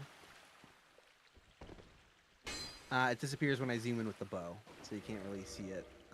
Is there a distance where we could still see it with the bow? Doesn't look like it. Alright, we're back to the depths, and we'll work on getting this other vagrant. Let's see how this goes.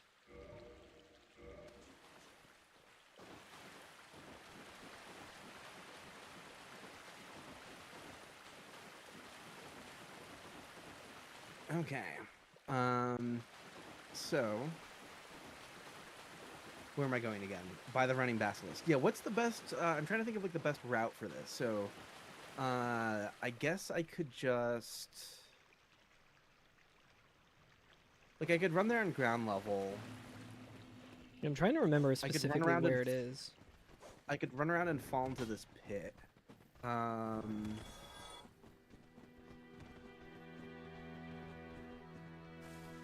I could run around and fall into the other pit. Let's go into the first pit, I guess.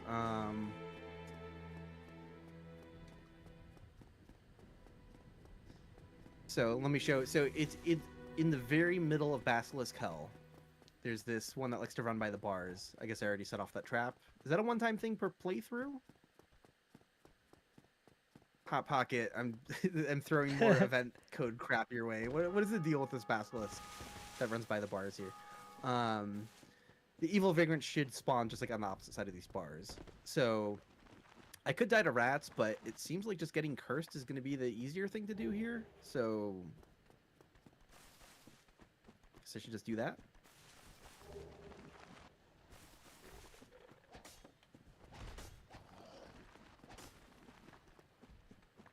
Yeah, that's plenty fast. Oh, there's gonna be so many curse statues. Oh So that's yeah, fun. nice. curse statue is a weird thing where you can get your own back to you. I think you get your Interesting. own. Oh, I forgot to rest in the depths. I could be mistaken about this, but I'm pretty sure that curse statues are the one online element that work if you're offline for yourself. Right? I think if you're offline and you get cursed, you just go and find a curse statue exactly where you died. I think. Yeah, I think you're right about that.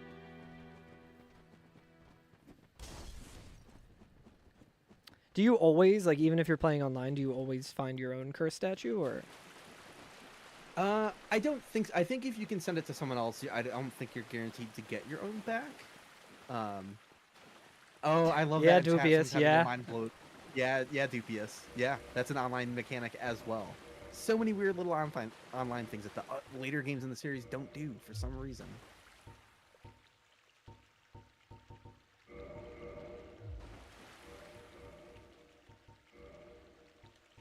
Yeah, I have 5 humanity right now, even though you can't see it in the counter. So this will definitely work. There's no reason this wouldn't work.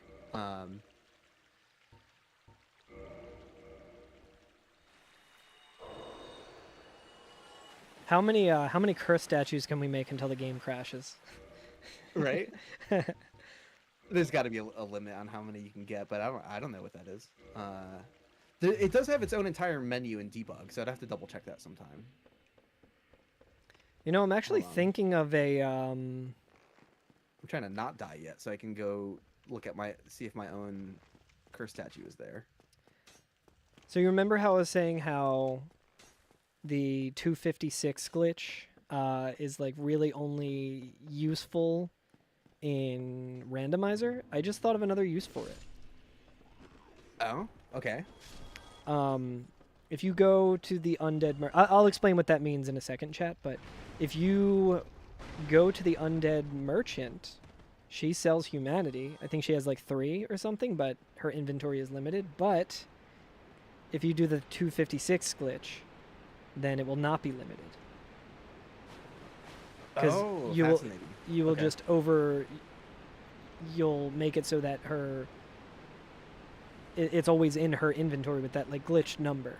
So that way you can just have infinite buyable humanity, which obviously is not as like useful as just doing the other kind of like duplication, but Right. it makes it so that you can just kind of keep buying it. I should test that. I should test the limits of that.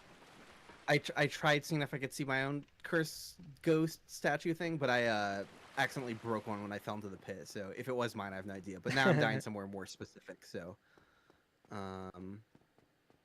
we shall see. Did I eat the humanity? Yes, I did. Okay. Yeah, I see my own here. Basilisk just broke it. I need to find the pathing to get there.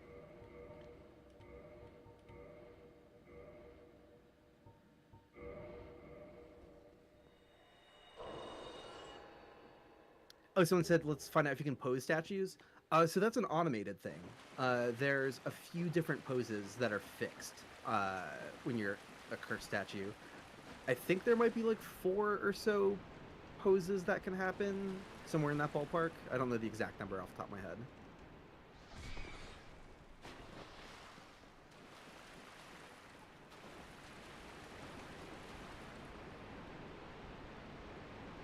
I need to like study your pathing here.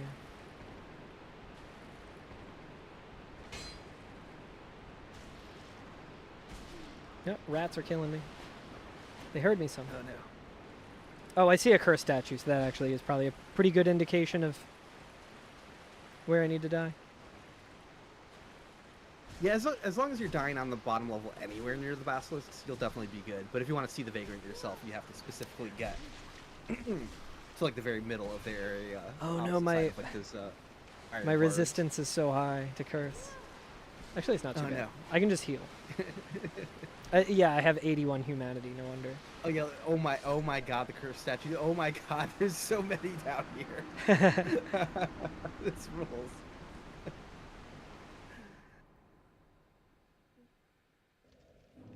This is great. I think I'll start just doing... instead of just popping immediately, I will actually only pop 5, despite having the option to pop more. Oops. Just so I don't have as much resistance. Mm-hmm.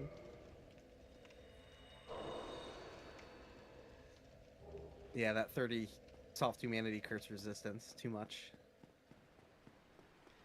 Oops, I went a different way this time. It doesn't matter. I just might get killed by rats on the way. I keep like meaning to look at your pathing and then start looking at my game instead. There's the box rat.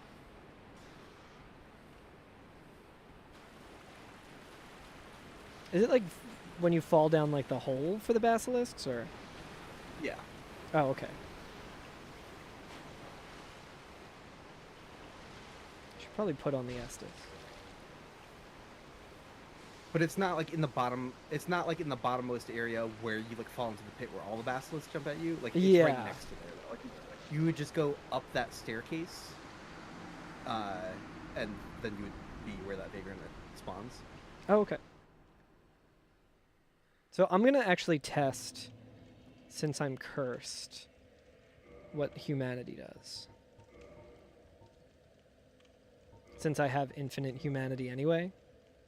Mm-hmm.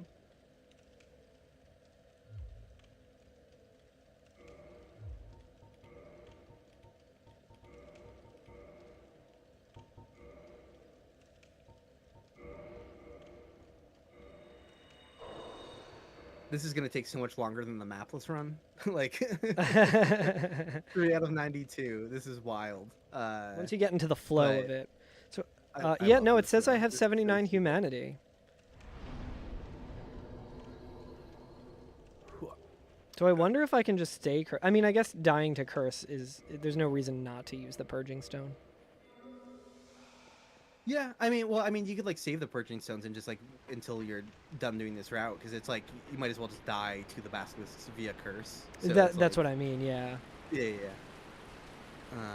It's not like they're gonna kill me like more quickly with Oh, a smaller exactly. HP 'Cause bar. it's- Yeah, exactly.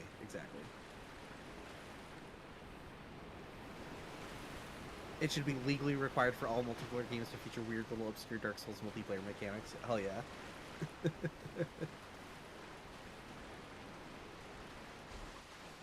And as silly as it is doing this on stream, this is just unironically something I would do once in a blue moon. Last Return to Lordran, actually didn't participate in any co-op or PvP, but I did this a couple nights, just in random places. Even without an audience, is just like, yeah. I want to spam the network with vagrants. People will get to see some weird crap. Like, the thought of that is very fun to me. It is cool to just have the immediate feedback as well. Of people being like, yo, I got a vagrant. Oh, no, I mean, that makes it so much cooler, though. Yeah. Like, it's very solitary, like, because I know the mechanics well, and I know that it works. I'm not just, like, blindly trusting. Like, that gave me some amount of entertainment being like, yeah, this is actually working. But, like, it's a different thing entirely when people are actually being like, hey, I just saw a vagrant.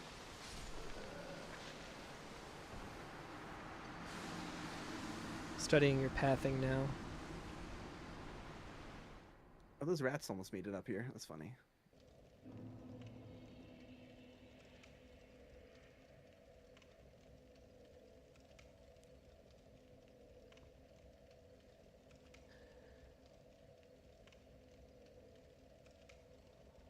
Sometimes hackers used to commonly like try to curse people when they killed them.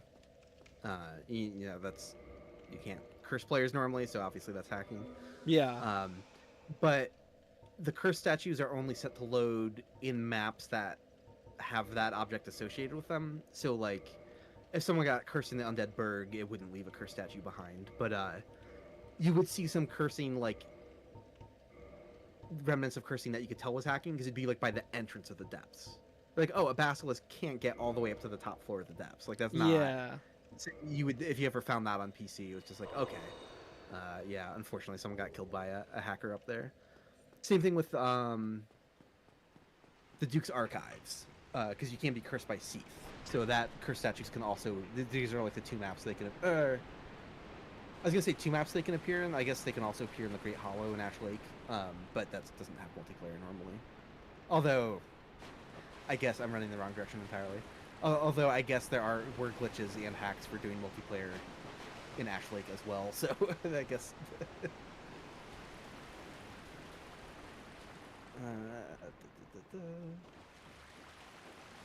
Oh no, it's Hollow, his ragdoll. After I left and came back. It's funny I'm not seeing any... Oh, I was like, it's weird, I'm not seeing any blood stains here. And it's like, yeah, everyone's getting cursed.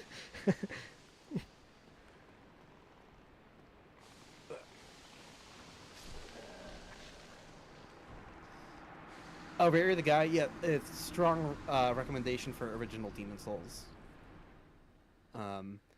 Unless if it's like a really inconvenient, like you have a PS5, it's a huge pain in the ass to emulate the original Demon Souls or get a PS3. Understandable if you went for the remake, but like if you can reasonably choose between the two, definitely original. There's just a lot of things where like mileage may vary with different people. You know, some people will nitpick the artistic changes more than others. But there is just like a lot of little things that were changed where it's just like the vibes and atmosphere of the original, I think, because they're so good. The original Demon Souls has the best atmosphere of a Souls game. To have a remake that just kind of like changes the atmosphere in a lot of ways is kind of like... It's a very beautiful looking game. Like it's really incredible to kind of see Demon Souls through that lens. To me, it kind of feels like when you'll see those videos of people who are like, I remade Ocarina of Time in Unreal Engine. It's like, wow, that looks really cool, but I don't think I would really enjoy playing that all that much. Yeah. You know, compared to just playing the original. Yeah, and I still enjoyed playing the remake because... Yeah. For anyone in chat who's not familiar, the remake is not actually a complete from the ground up remake like a lot of people think it is. It is a weird remake remaster hybrid. Remake port hybrid. I have no idea what to call it. Because the gameplay is identical.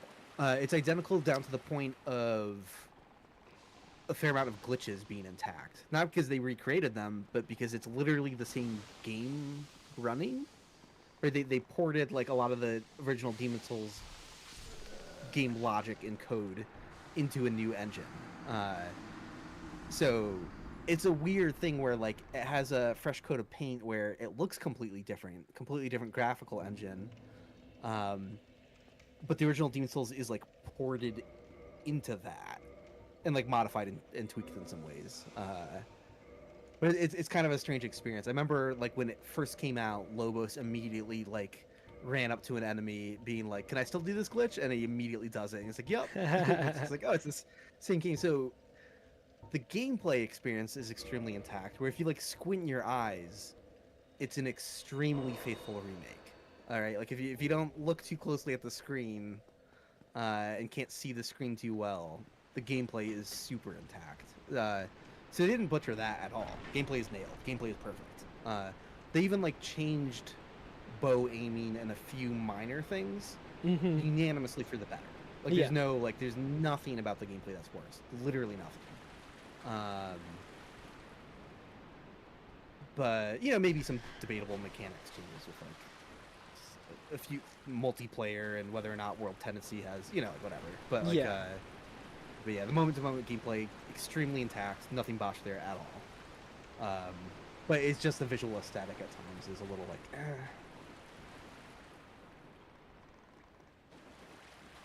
Yeah, I think for me, and I'm a very big fan of the original.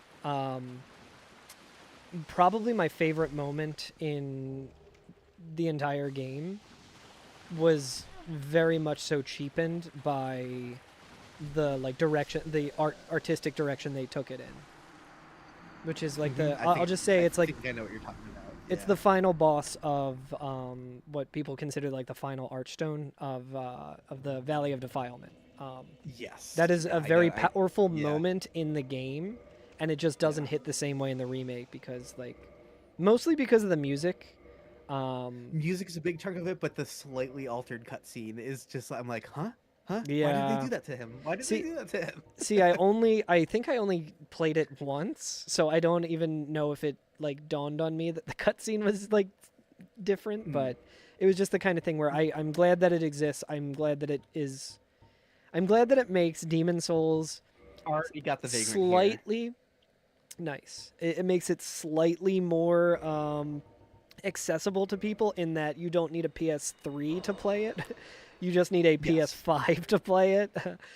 So I think that's good, but I think ultimately it's just like I don't know what I would want. Like I really like that the PlayStation 3-ness of it with like the mechanics and stuff is like mostly intact, but I don't know. I mean, I don't think I would prefer like a remake where it wasn't intact and it was a little bit more modernized. I don't think I would like that either, but it's like I don't know. If they had the option to like turn on the old soundtrack, maybe I'd be less of a curmudgeon about it, but Yeah. but that also goes into who knows about licensing stuff and Yeah, I'm gonna hold off. I'm gonna update the spreadsheet and then I'll rant a little bit about Yeah. Blue Point and the Demon Souls remake. and like rest in peace Blue Point, because any kind of like game developer getting shuttered, you know, the way that they did is an objective bad for the world and the industry. So it's a real bummer. Yeah. This isn't me saying like, dude, I don't like the Demon Souls remake. I'm glad they closed or anything like that. No. Yeah, I'm gonna come to for anyone in chat because I know there's a lot of people who really don't like the Demon Souls remake for all the changes. I get it, but I'm going to defend the concept of Blue Point in a second. Oh, here for as I sure, yeah. update. Let's see. So I got the updated. All Vagrants in the Depths locked down. I'm gonna change the Vagrant sightings to 4 out of 92. It is happening. So the way I feel about Blue Point shuttering is that you know, some people were like came to celebrate it happening because they weren't happy with the Demon Souls remake. I don't feel that way at all. I think it's kind of more the story of Sony fumbling what they had. Yeah. That's the way I look at it. It's because Blue Point started off making like ports of things, and they're very competent on the technical side of things. And like, look, you could say like, hey, the stylistic changes have issues going back to the Shadow of the Colossus remake and stuff like that. Yeah. And it's like, sure, yeah, like they are responsible for like messing up some things aesthetic wise, but that doesn't change the fact that Sony acquired them and didn't say, hey, in addition to remaking Demon Souls, also remaster the original so we can release both side by side. Like that's how a bunch of other remakes have happened. Bloodborne, again, it's come out more recently that From Software didn't want a remake, but like, what about a frame rate patch or a remaster? Like, you have this company that has AAA Souls modding and porting tools created, right? The proprietary Souls modding tools at levels that we can't imagine, like, have been made and aren't put to use, and then they got shuttered. So like that is a shame. So like even if you're someone who like really like, oh, Blue Point, I don't want them remaking these games or touching these games, it's like you would have wanted them to be handling a port of these games if one were to exist. They were the right people for the job. Yeah. Like, so it's such a missed opportunity. It's so frustrating that like Sony acquired them for that and then had them making a live service God of War game. It's just like it kind of just is it's the embodiment of everything that's kind of wrong with the video game industry right now, where it's literally just like, how do we make our shareholders more money? People who might not even care about video games at all, people who just see this as like something in their portfolio to make them more money. And it doesn't matter how. You see it all the time with every single company in video games right now. Wow, this game is incredible. Everyone loves it. The Metacritic score is huge, and it's sold this many copies, and 90% of the team was laid off because, you know, like that stuff's going on with Subnautica 2, and I think recently there was a win on the Subnautica 2 side of it where like they went to, like, the courts went in favor of like being against the guy who like laid off some of the staff and made things worse. But You just see that all the time, and it's such a bummer because it's like this is like an art form, and there's so many passionate people working on this stuff, and it's just like, and it's just all of their like labor is just exploited, and for people who aren't making the games, it sucks. Yeah. So it's a huge bummer. So yeah, I have a lot of strong criticisms for like how they handled the aesthetic of stuff in the Demon's Souls remake, but yeah, definitely bummed that they got shuttered. That's not how I wanted things to go down. I wanted the criticisms to be taken in. If a Bloodborne remake was going to happen, I would hope the pressure would be to say, don't only just remake it, also port the original. Maybe make one of those kind of remakes where you can like toggle the graphics. Something like that. Anything. Like that's the situation we could have been in, but Sony doesn't care. Just there are a lot of bad omens. I mean, like the Sony studio, Japan studio, whatever, closing was just like that was just kind of like, oh man, the studio that made like Shadow of the Colossus and like Ico and Last Guardian like not being able to survive, and they're the ones who co-produced Bloodborne originally and stuff like that. Like that not surviving was a really bad sign. Like, I could understand that those weren't necessarily their best-selling games, but, like, that's where your prestige came from. Like, you didn't recognize that, like, that's the brand. Like, these are, like, this is the shit where you can say, like, hey, you probably still want to buy these consoles because we were making these unique games that are, like, super, super cool. And just completely missed opportunity from Sony not recognizing what they have. It's chasing, like, the live service model is truly pathetic. Yeah, it's a real bummer. I think I am gonna call it there. Yes, I think I'm gonna call it as well. So I will die once more to send this Vagrant off, or I'll go peacefully this time. I'll go homeward. That'll also send them off. Nice. I also, while we were having this more important conversation and all of that, I did see an evil Vagrant. So I did see him, and I let him kill me. So. Hell yeah. Off into the world he goes. Hell yeah. Thanks so much, everyone, for stopping by. Again, one of these days I'll come up with a more, like, super locked-in stream schedule, but I'm still going to follow the same thing where, like, I'll post a day in advance. But right now it looks like Thursdays and Sundays seems like a pretty surefire thing at this point. So right now I'm planning on Sunday to be the next installment of this run. But on Saturday, I'll post on YouTube. I'll make it in my post section and also Blue Sky saying like, hey, yes, the stream is tomorrow at this time. This is a lot of fun. I'm glad that there's like viewer participation for this. I like that it's a really silly, stupid run. It was 4 hours of running around and dying and dropping items in the depths. It's complete nonsense. So thanks again, Carl, for coming to hang out.